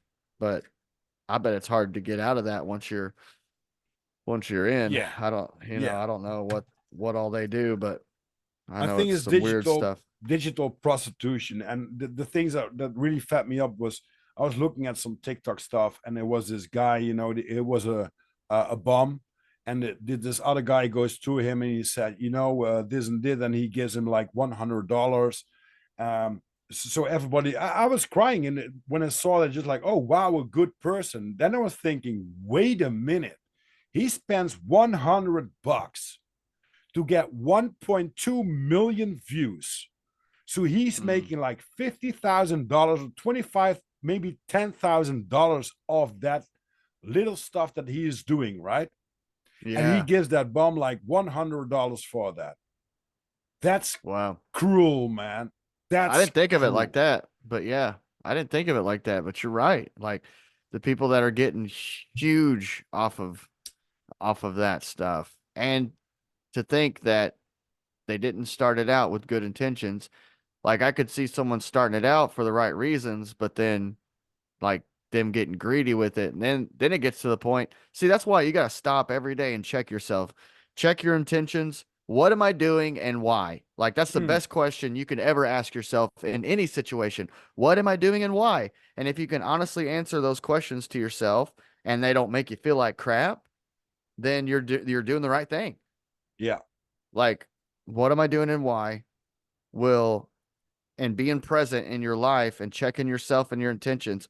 Because even if the road was paved with good intentions, even if we start something out good, dude, I got to check myself on here sometimes. Like I'll make a like on YouTube or TikTok and stuff. Cause like I'll catch myself because I'll have some videos that are successful. Like they do really good. Hmm. And I will have made that video with the right intention. It was like, okay, I'm getting this out there to get this out here because this is the truth and this is what I've discovered and it's good for people to know. But then I can see those likes coming in and see all the attention that it'll get. And then I got to check myself daily because I would be lying to you if I told you that I haven't actually got up and went and made a video because I was looking for the likes that come to it and stuff like that. And Mm, that's a good feeling, but like that's not why I'm here. You know what I mean? But I don't want it to become why I'm here. And mm, that's with anything. That's with the band. I don't want the band. Like I tell those guys all the time, I'm like, bros, I'm not going to be signed to a label. I'm not going to be, and they're mostly like that too. We want to be independent. We don't want to be owned. We don't want to want to play ever, music. yeah, we don't want to blow up. I don't want to be famous. I do Mm, not. That's not why I'm here. I don't want to be, and I don't want to be under an agency. TikTok is sent people from agencies after me tons of times, been like, hey, you should join our agency, you should join that. I'm just like, no, block. I don't want none of that, because I don't want it to start being about popularity. I don't want it to start being about likes, being about money, none of that stuff, because Mm, then you can lose yourself in that. Like, so many people can. And I don't want to be under an agency that's what they want. That's what TikTok wants from me. TikTok is going to want to sell products through me, to get engagements, views, more people to the app, which I think more people to the app's great, because that's more people who can use the hmm. TikTok app for the truth community, because it is a great truth platform, although there is shadow banning, all that. But besides the point, um, everything that you get into, I've worked in mental health and recovery and stuff like that, and I've watched recovery centers start out with the goal of helping people and like just being about the person, and then I've watched them like, it's a big business, it makes a lot of money, and then I've watched them spiral down to where it's no longer about the individual, it's about how much you can get out of their insurance company, how much Mm, you can get the insurance to pay out. And it wasn't about, and I'm not going to mention any names or nothing like that, but it's like a lot of places are like that. They may have started out for the heart to help, but then they realize that, uh, insurance companies pay out for certain things. And then if you're worried about that, if you're worried about their social security check, like these residential care facilities out here, if you're worried about what their checks bring you, then you're not there. You're not caring. It's not a mm. care facility anymore. It's a it's a board and home for people so you can get their checks type of thing. And I think a lot of industries have maybe started out with good intentions, but then it turned into, well, look how much we can make. Yeah, exactly. And I think you really hit the point, because when things are going to be shut down, which is eventually they brought us up too. And I think last week in America there was some regions that there was no telephone communication possible and stuff like that. So they prepare like blackouts and stuff like that, or be careful with the water, be careful with your energy and stuff like that. So when it comes down, when something like that really falls out as an event, you have to have a loving, caring community around you that supports each other with love and with care, with support, because that's the only thing that will count on these days. And you can go check your email and stuff like that, because there's something really that fret me up. Like 20 years ago, when a mailman came in the street, you were just looking at, is he going to hit my mailbox? Oh no, not today. And on Friday you had this letter, probably from the bank account or probably from a energy supplier, but you had a letter in your hands, right? Nowadays, if you open up your email, and I got several accounts, it's just like, how the hell should I read 250 emails per account? And the one is a Syrian prince that's going to provide you like 250 million. The other one is about getting your carrot longer and stuff like that. It's like, what the hell am I looking Yeah. at, man? That's makes no sense. Makes no sense.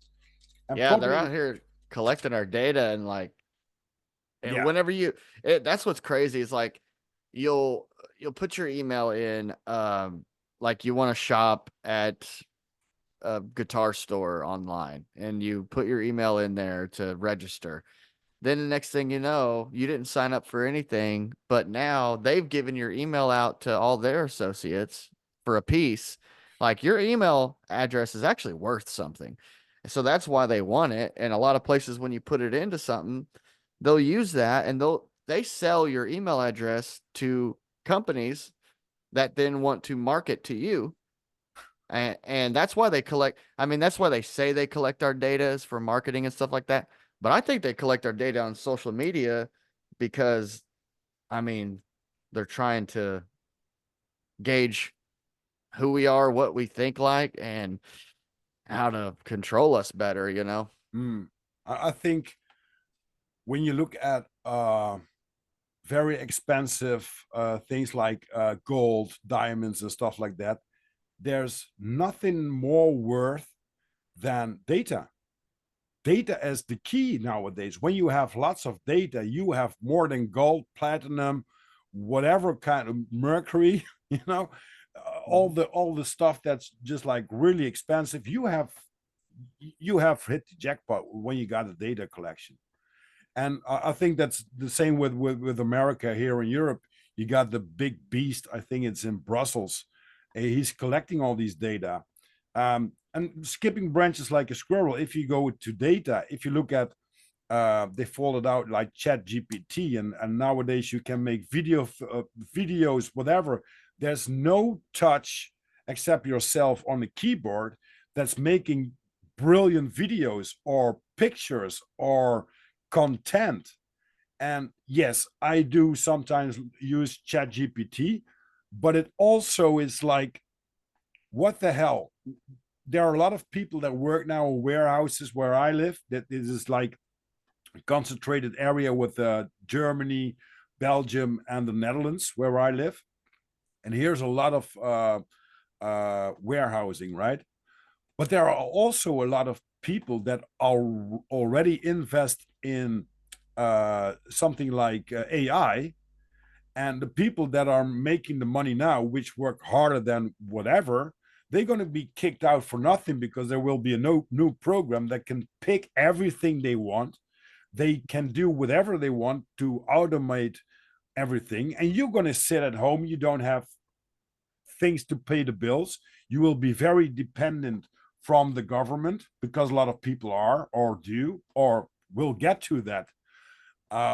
Yeah, that's something, and it's not like fear porn and stuff like that, but you have to be aware that a lot of things that are technical or involved, no, what's it called, that's been made for us to help, is being used against us. Mhm. Simple Yeah, as that. Simple as it that. is.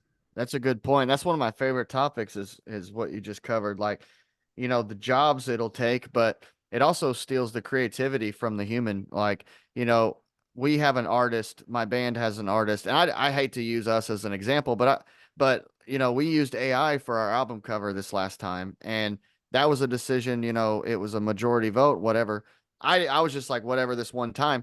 But I started to think about it later, and I'm like, we've always outsourced to our buddy who's an artist. We've given him money. We've paid him. That's his job. He's an artist. He makes artwork for people. So by AI coming out, us using that, we've now taken a brush, like how many brush strokes from our artist friend who that would have been a piece of business for him. It would have helped him out, helped us out, but then it also would have helped him out creatively too, because Mm, now he would have to do the painting, he would have had to do the drawing and whatever he had to do. That would have increased his skill and helped his business. So mm, that's with everything. So now with AI being able to produce music and mix and master and all that stuff and record and all that, well, now there's a producer somewhere who won't get the clientele he used to get because of artificial intelligence. Plenty of artists. Think of how many painters and digital, even just digital guys who do digital art and stuff. They're not going to be getting hired. Like, mm. everyone's going to go to artificial intelligence for everything. And then it eventually it's going to make people not even want to practice their skill anymore, because where's their art going to go to? They're always Yep. going to pick the AI over the human. So it's like you won't even do artwork anymore for artistic expression. And if you did do art for a living, you're not going to do art anymore because no one's buying your stuff. So Mm. why practice? I Yeah. mean, unless you're just going to make art for fun and for yourself, which I get it. A lot of artists do, and that's great. But nowadays, as adults, most people who are artists, they developed a craft. Now there still are unique pieces of art that AI can't copy. There's people who make, those guys who make uh stuff out of garbage. Have you seen those guys, the junkyard artists? Oh yeah, yeah, yeah, yeah. Like you can't copy that with AI. No, But no. so I But guess and because there's more art, people have more things to pick out. So also these garbage guys, that make beautiful art, they are going to be lower on the ladder. And in the early days, or like a few months ago, probably a few months ago, because AI isn't that long in our lives, they would getting to the top of the bill, right? But because there's so much, and probably the thing is, just like you said, well, the creativity. But the thing is, if they knew what algorithm has the most podcasts and most podcast topics, they put up two AI guys, just like we're talking, just like now. But then it's AI, and people, well, not maybe our generation, but other generation, the younger generation, they look at that stuff. They like that. Oh, but that's fake. Yeah, but I like it. Yeah. Yeah, it's something to think about. What's the good deal about that technology, anyways? I don't know. I get kind of worried about AI. What if you know how we were talking about Elon Musk said that he uploaded his consciousness to the cloud? Like if you could really do that, if you could take someone's brain activity, their actual consciousness, upload it to the cloud or put it in a computer to where now it's there. That's someone's consciousness. Like, wouldn't you be able to take multiple people's consciousnesses, put it in the same computer, and then if it really was like a consciousness, brain activity put into a computer, then wouldn't you know, like, because isn't there's certain parts of your brain that utilize certain Mm-hmm. aspects of your functions, which there's a memory, there's a place where memory is, right? So what if, and this is just really tinfoil hat, this is really out there, but what if AI is just an experiment of a bunch of people's consciousnesses put into supercomputers, and then they of course go into the data, they take out the memory part. So what if the artificial intelligence is actually just a bunch of people without memory though, and that's what's responding to people? Like, I don't Huh. know. I worry and wonder about that sometimes because they already say that that's possible. Possible. Yeah, yeah. WEF, this little doggy from Klaus Schwab is talking about it. That he Yeah. knows that he can hack into the brains of the humans and can control us with that. But of course, they have to get permission. So the thing is, like with the child trafficking stuff like that going on, which is really bad. There's nothing good about it. But now Elon Musk comes with this chip and probably with a GPS. So people that are very afraid that their child could be kidnapped, they would probably get this chip. So there's always an agenda behind them, what I'm trying to say. And that's very, they take away our freedom, our liabilities, everything. And why? Just to get dependent on them and to push forward with their evil plans, because there are no good plans in all that stuff. Just like if you look into the climate change and stuff like that. Oh yeah, we gotta drive another car. We have to do this. We have to do that as a normal human being. But look at all the big industries around you that they're gonna pollute everything in the sky. But no, we need that stuff, right? We need that stuff. We need Chinese made stuff. We need plastic. We need this. We need that. And I saw a guy on TikTok and on Instagram also.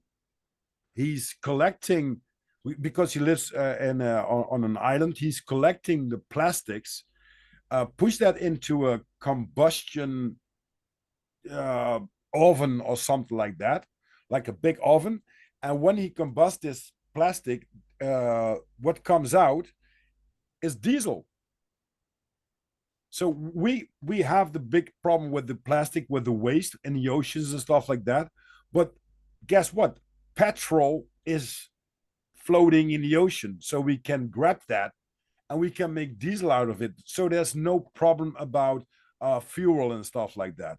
But they won't tell you that there's a very big problem because they're gonna make more money out of it. That's Yeah. all. That's still, and that's the thing that fats me up the most. More money, money, money. But you can't eat money, Right. and you have to. cut down the complete Amazon area to get the trees, to get the paper, because money is nothing else than printed paper, if you think about it. And it's Yeah. only the worth I give to that, or you give to that, that makes sense. So when I give you €1, you think, oh, I can buy stuff in my country with that euro. But if I go to India, they would say, I don't give a shit about your euro. I need rands or whatever they have in that currency. So that's very strange too, right? Because they know now that the dollar is getting less valuable every second day. And now they want to put out this crypto kind of shit, the digital stuff. So a lot of people were getting rich about that because they stepped in very early. But what's the bigger plan behind that? Is to get rid of all the currencies and get into the cryptocurrency so they can control that. So, make a Yeah. song about that. Fuck the system or something it's called. Right. Yeah, and social credit might be a thing too. I was thinking about money, and if you really sit and think about that, some people dug around in the ground, found some shiny rocks that they felt had value, so they start trading that around. Then they make these little notes of paper made out of the trees that symbolizes these shiny rocks. It all came from the earth.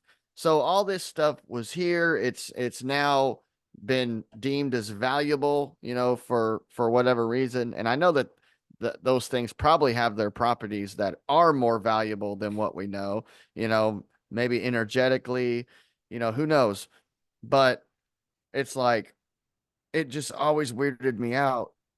Value, like, what is it on? Because you said you can't eat money. You're right. Food.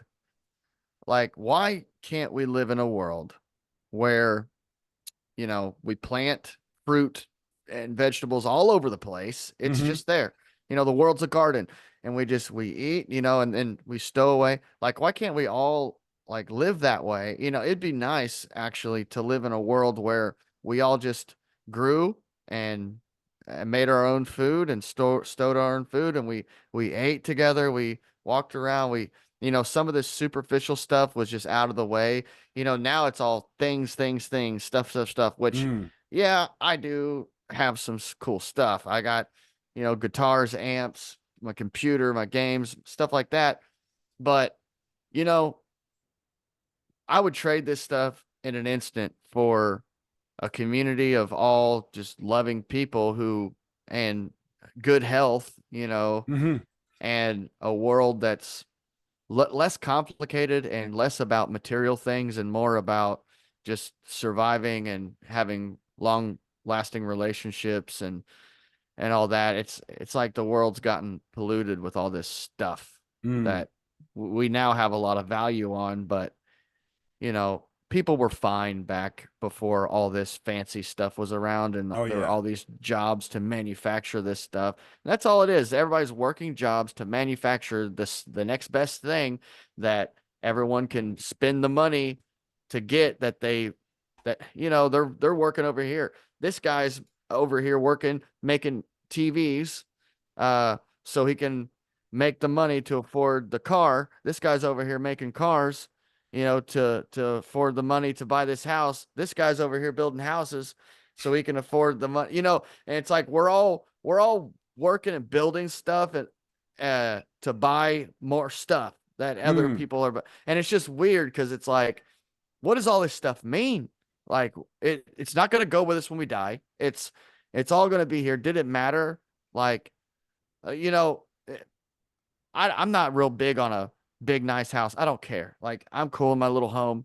I'm cool with my wife, my good friends. It would be awesome to just walk down the street, pick an apple off a tree, or not Yeah. even a street, but just walk down the grass hill, pick an apple off a tree, be around with my friends, talk about meaningful things, and eat this fruit, and walk down and get in the water and swim around. And it would be cool to live a life that was less about stuff and more about people. Mm. I think there's an awakening already that a lot of people are choosing for that kind of life.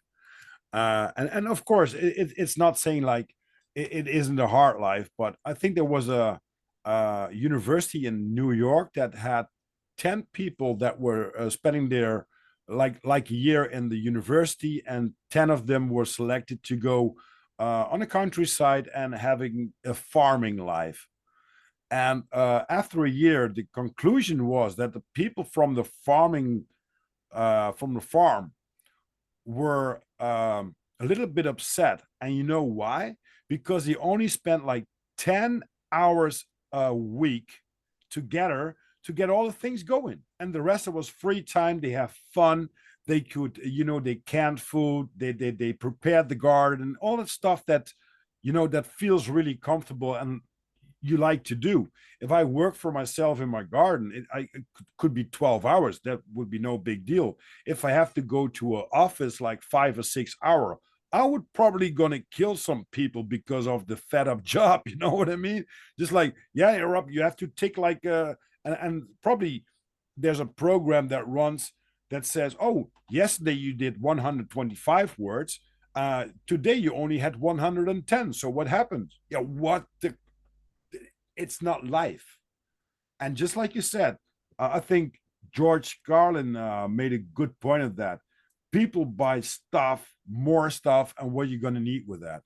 You came to this world without anything, and you're going to leave. It doesn't matter what you made this life, but you're going to leave with nothing. Yep. And then comes the true people, right? Then comes the true hearted, the love, the care for each other, to talk with each other. Also, if it's going to be a very difficult object or a subject or whatever a topic, but when you do that, you're going to connect with the resonation of your heart with other people. And I think that's the biggest message that I want to spread with my podcast, that there are a lot of people out there with the same mindset, and you are not alone, fellow human. We are in the same boat. Only you have to find somewhere in the sea. Okay, what kind of boat is there floating? And then you hook on. You're just like, oh, same kind of people. That's Yeah. good. That's great. Very. Yeah. That's what it's about, man. Like Yeah, when I absolutely. found the community of people, man, just like you and me and the people here watching on TikTok, and just it's changed my life, man, because I'm not alone. And there is that period. I don't care who you are, how long you've been doing this. There was a period of isolation. There was a period of loneliness. There was a period where you didn't know how to talk to your family. You didn't know how to bring this stuff up to your family. And if you did, maybe not all of them responded the way that Mm, you had hoped.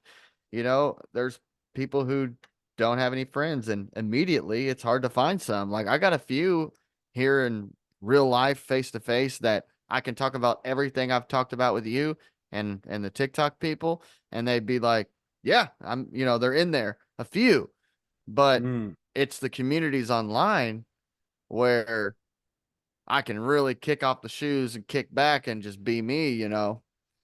Um, so I thank God every day for those of us who hopped on here and started making those connections and spreading things around, man. I'm happy to meet you. I'm glad that Vika found it to be a good connection to make. As soon as we got done with our podcast, he's like, "Here, I'm going to give you this info. You know, get over here. You got to go get on my boy's show and talk, man, and make a connection." So now I got a friend, man. You know what I mean? yeah. And that's so amazing. Just like you said, you got a friend, and it feels so true from the heart when you talk to the people. Just like what we're talking about, there are more friends made for the last 2.5 months that I do the podcast right now than I did in my entire life. And there are a lot of people, not about that I have wrong friends or stuff like that, but the new friends that are made, I can really talk about stuff, man. Really deep shit that you think like, holy cow, wow.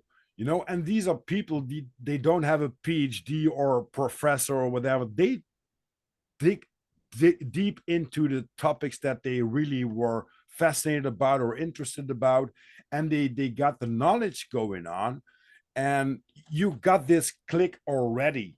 So you don't have to talk about, yeah, hey, what about the weather, or what was your dinner today, stuff like that bullshit. you know I don't care. And of course I love my friends, and I tell that in a lot of podcasts that I do. But somehow the new people that I meet, I have more in common with them. You know what I mean? Yep. And that's the thing that we pointed out. It's some kind of isolation when you feel a little bit lost about the things that um that you're going to teach for yourself, or that you're going to learn, or you're going to talk about to other people. Just like, oh man, I'm just alone in this big place, and then all of a sudden, just like you said, you hit this community, just like, oh, wait a minute, we aren't alone. So, and it's building. It's just like the last 2 years, maybe 1 year, it's going to grow and grow and grow. And this is unstoppable, because a lot of more people want to know more about it, or see what's happening in their lives, or the stuff that's been spread out, that they're going to say, just like, wait a minute, hold on.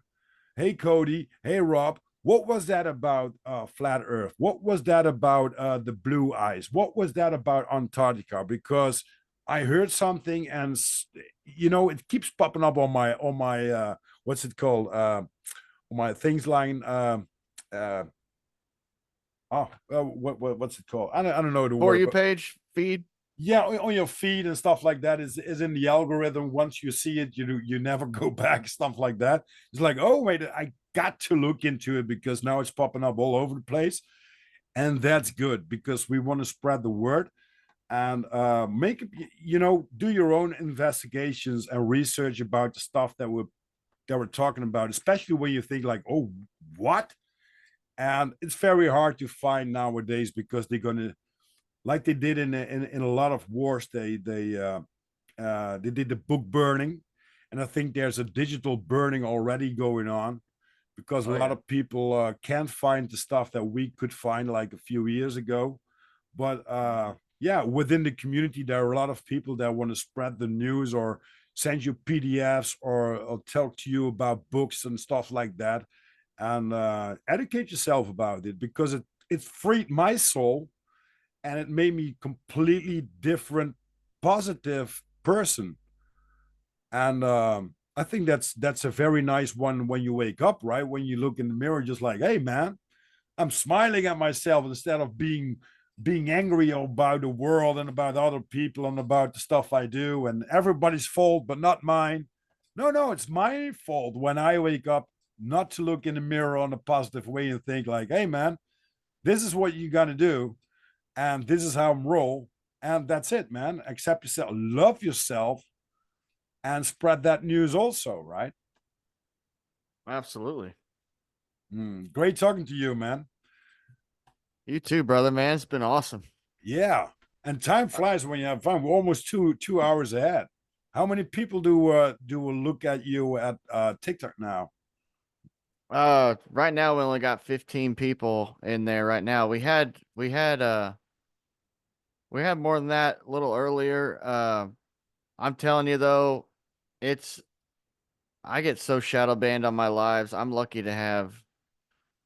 Usually I don't have that many at all. Earlier today was a phenomenon. Honestly, I was surprised because they let that many people through. Because usually my Huh. algorithm, I've got 45,000 followers, I think, and whenever I go live, it's supposed to notify every single one of those people. Mm. And I've got people coming to me being like, "Dude, it never tells me. TikTok never tells me you're live anymore." And I'm like, "Really?"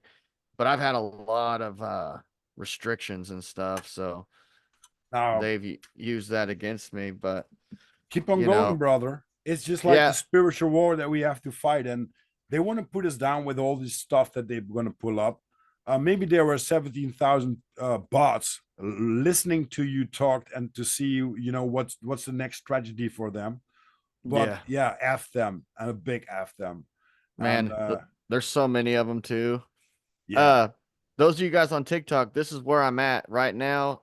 Disorganized podcast with Rob. This is his channel on this is on Discord, or not Discord, but Spotify, but he's also on Apple Music. So look for that Disorganized Productions.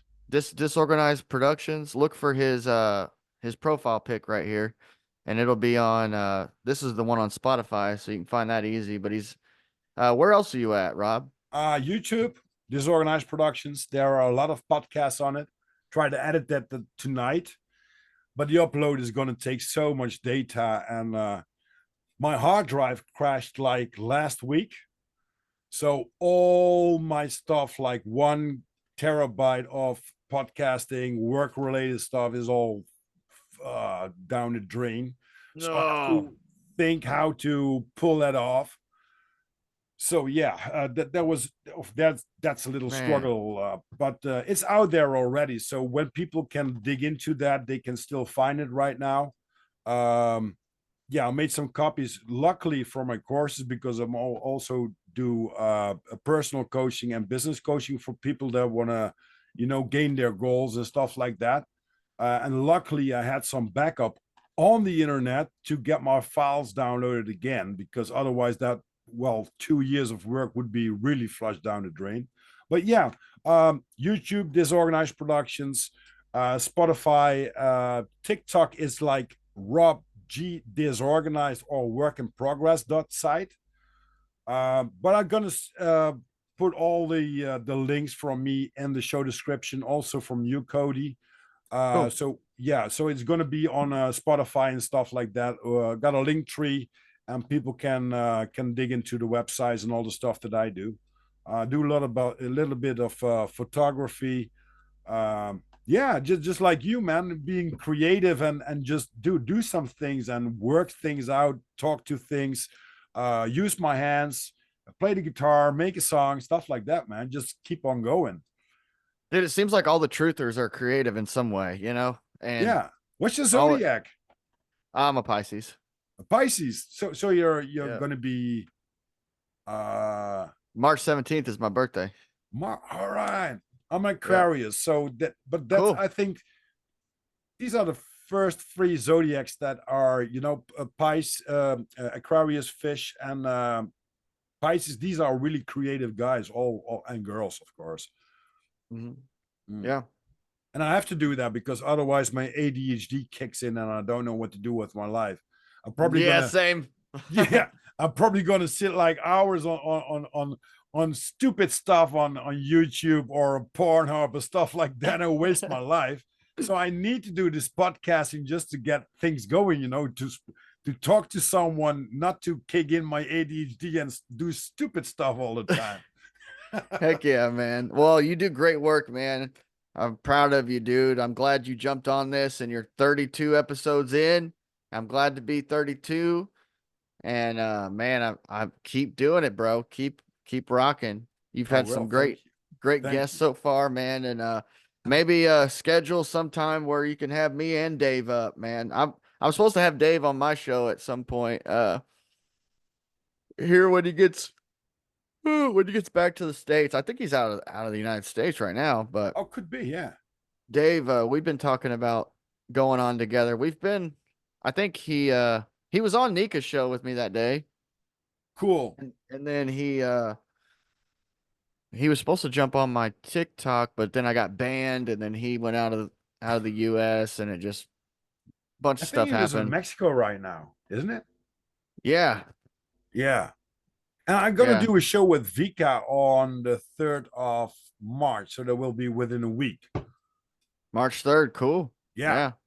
And you saw the debate was going on with McToons, this together with Vika. Was it recent or before? Yeah, recent, just like 2 or 3 days ago. What? It was Jerusalem or something. Jerusalem? Yeah. And it was Vika together with MC Tunes. So like no Earth. Way. Yeah. I think I seen the thumbnail for that, so I'm gonna have to check that out. But I thought it was an older one. No, it was just like a few days older. And yeah, Vika, man, I love this guy. He's a rock star. Yeah. We had a great conversation on my podcast. Check that out. And yeah, also just like said, when you meet people in the same narrative that you talk about, and this and also other topics, you feel this connection like we do now. You're like thousands of kilometers away or miles away, and still just like, wow, man, this is someone I've been talking to like all my life, or waiting Yeah. for him to jump into my life, right? Yeah. That's the cool thing. We are all connected in that way. And it is. It's quick friendships that kick off instantly, man. It's like Mm, we already like this podcast, we didn't struggle on any topics. We've talked about it's almost like everything I know, like we both know about all the same stuff. So it just flowed, man. It yeah, flowed. and we never met each other. No. No, and that's one of the craziest things that I really love. And before we're going to kick off, I got 12 questions for you, Cody, and Okay. well, 10 of them they are quite easy, but the first two could be well, I'm just gonna ask you these questions, right? All right. First question, Cody. What's your perception of God? My perception of God. Mm-hmm. Or Well, definition? God is, I believe, the creator of all, and I think that his spirit is within us and around us and is the manifestation of all things and is love. I'll leave it at that. Amen. What's your definition or perception of the devil? I believe it's just evil incarnate. I think it's the darkness, darkness and light. If you look at it like that, it's the things that are, um, I guess, the principalities, the spirit that wants to do away with the love in the world. Hmm. Okay. What's your favorite color? Oh man, I don't. Purple. Purple. What's your favorite music? Um, I like.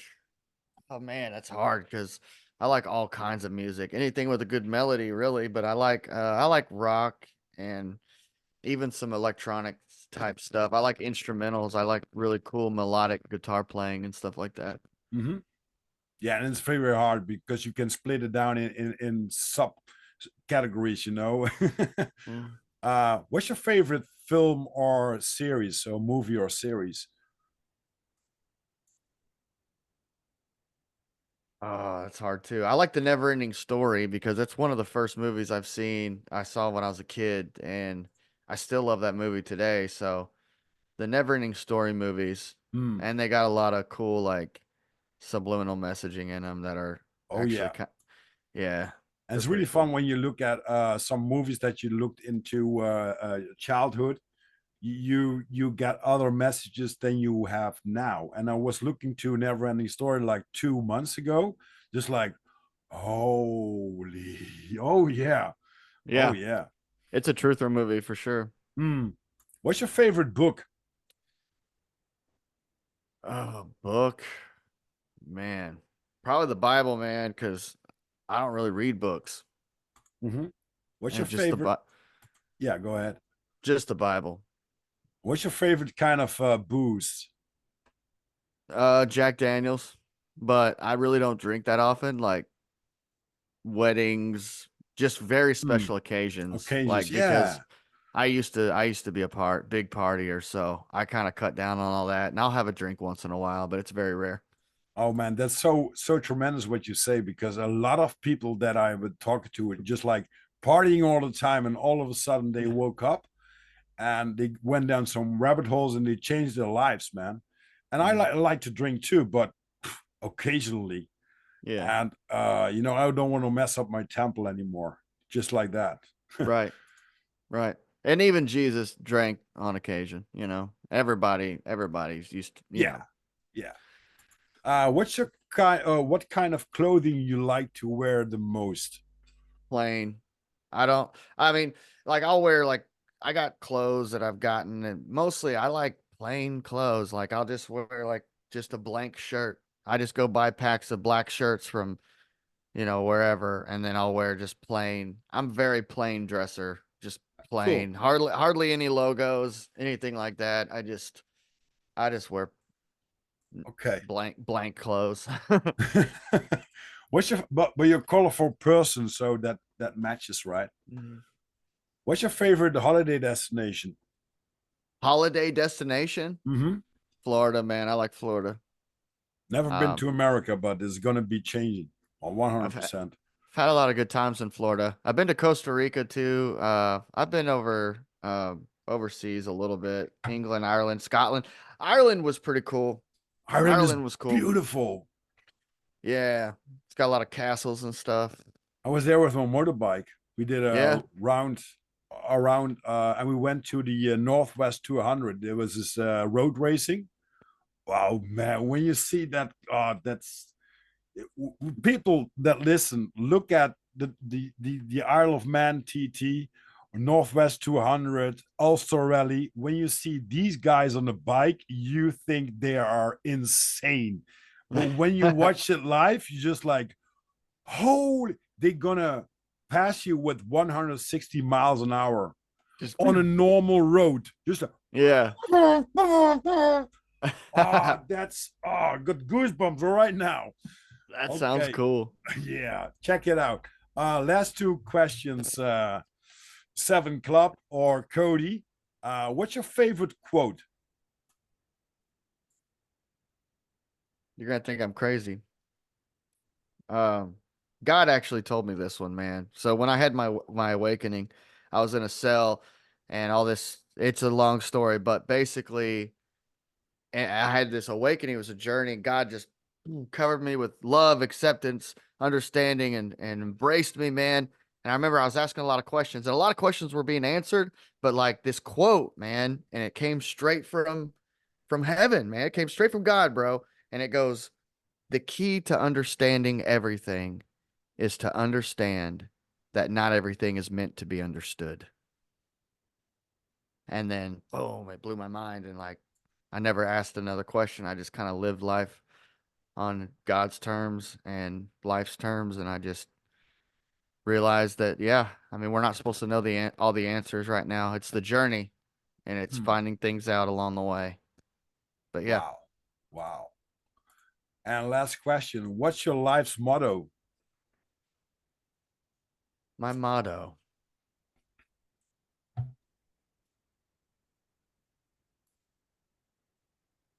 Probably love, man. My motto this week though is the truth will be the truth, whether you believe it or not, and the lie needs your participation to exist. That's my quote of the week for sure. Strong one, man. I love that one. I love that one. Oh man, time flies when you're having fun. We're 2 hours now.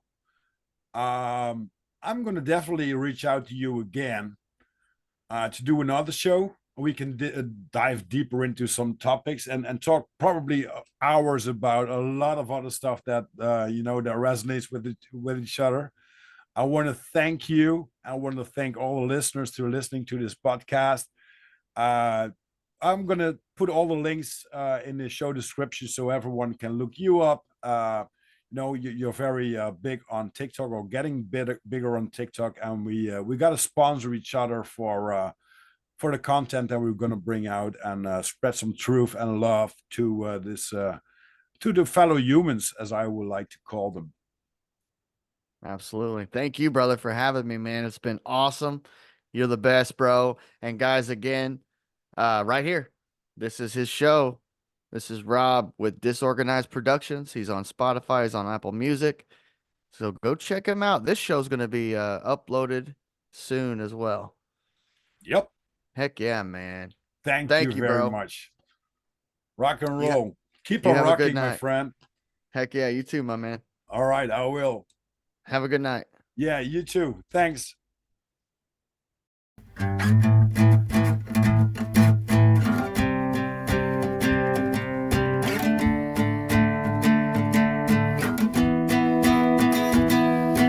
Running for all my life with the devil on my heels. He wasn't always kind, and he couldn't fulfill my dreams.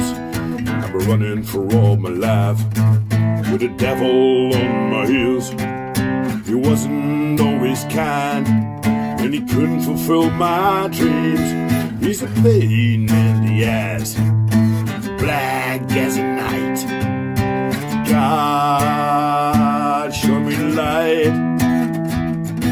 He's a pain in the ass, black as a night. God, show me the light and hold me tight. I've been running for all my life, with the devil on my heels. He wasn't always kind, and he couldn't fulfill my dreams. He's a pain in the ass, black as a night. God, show me the light and hold me tight.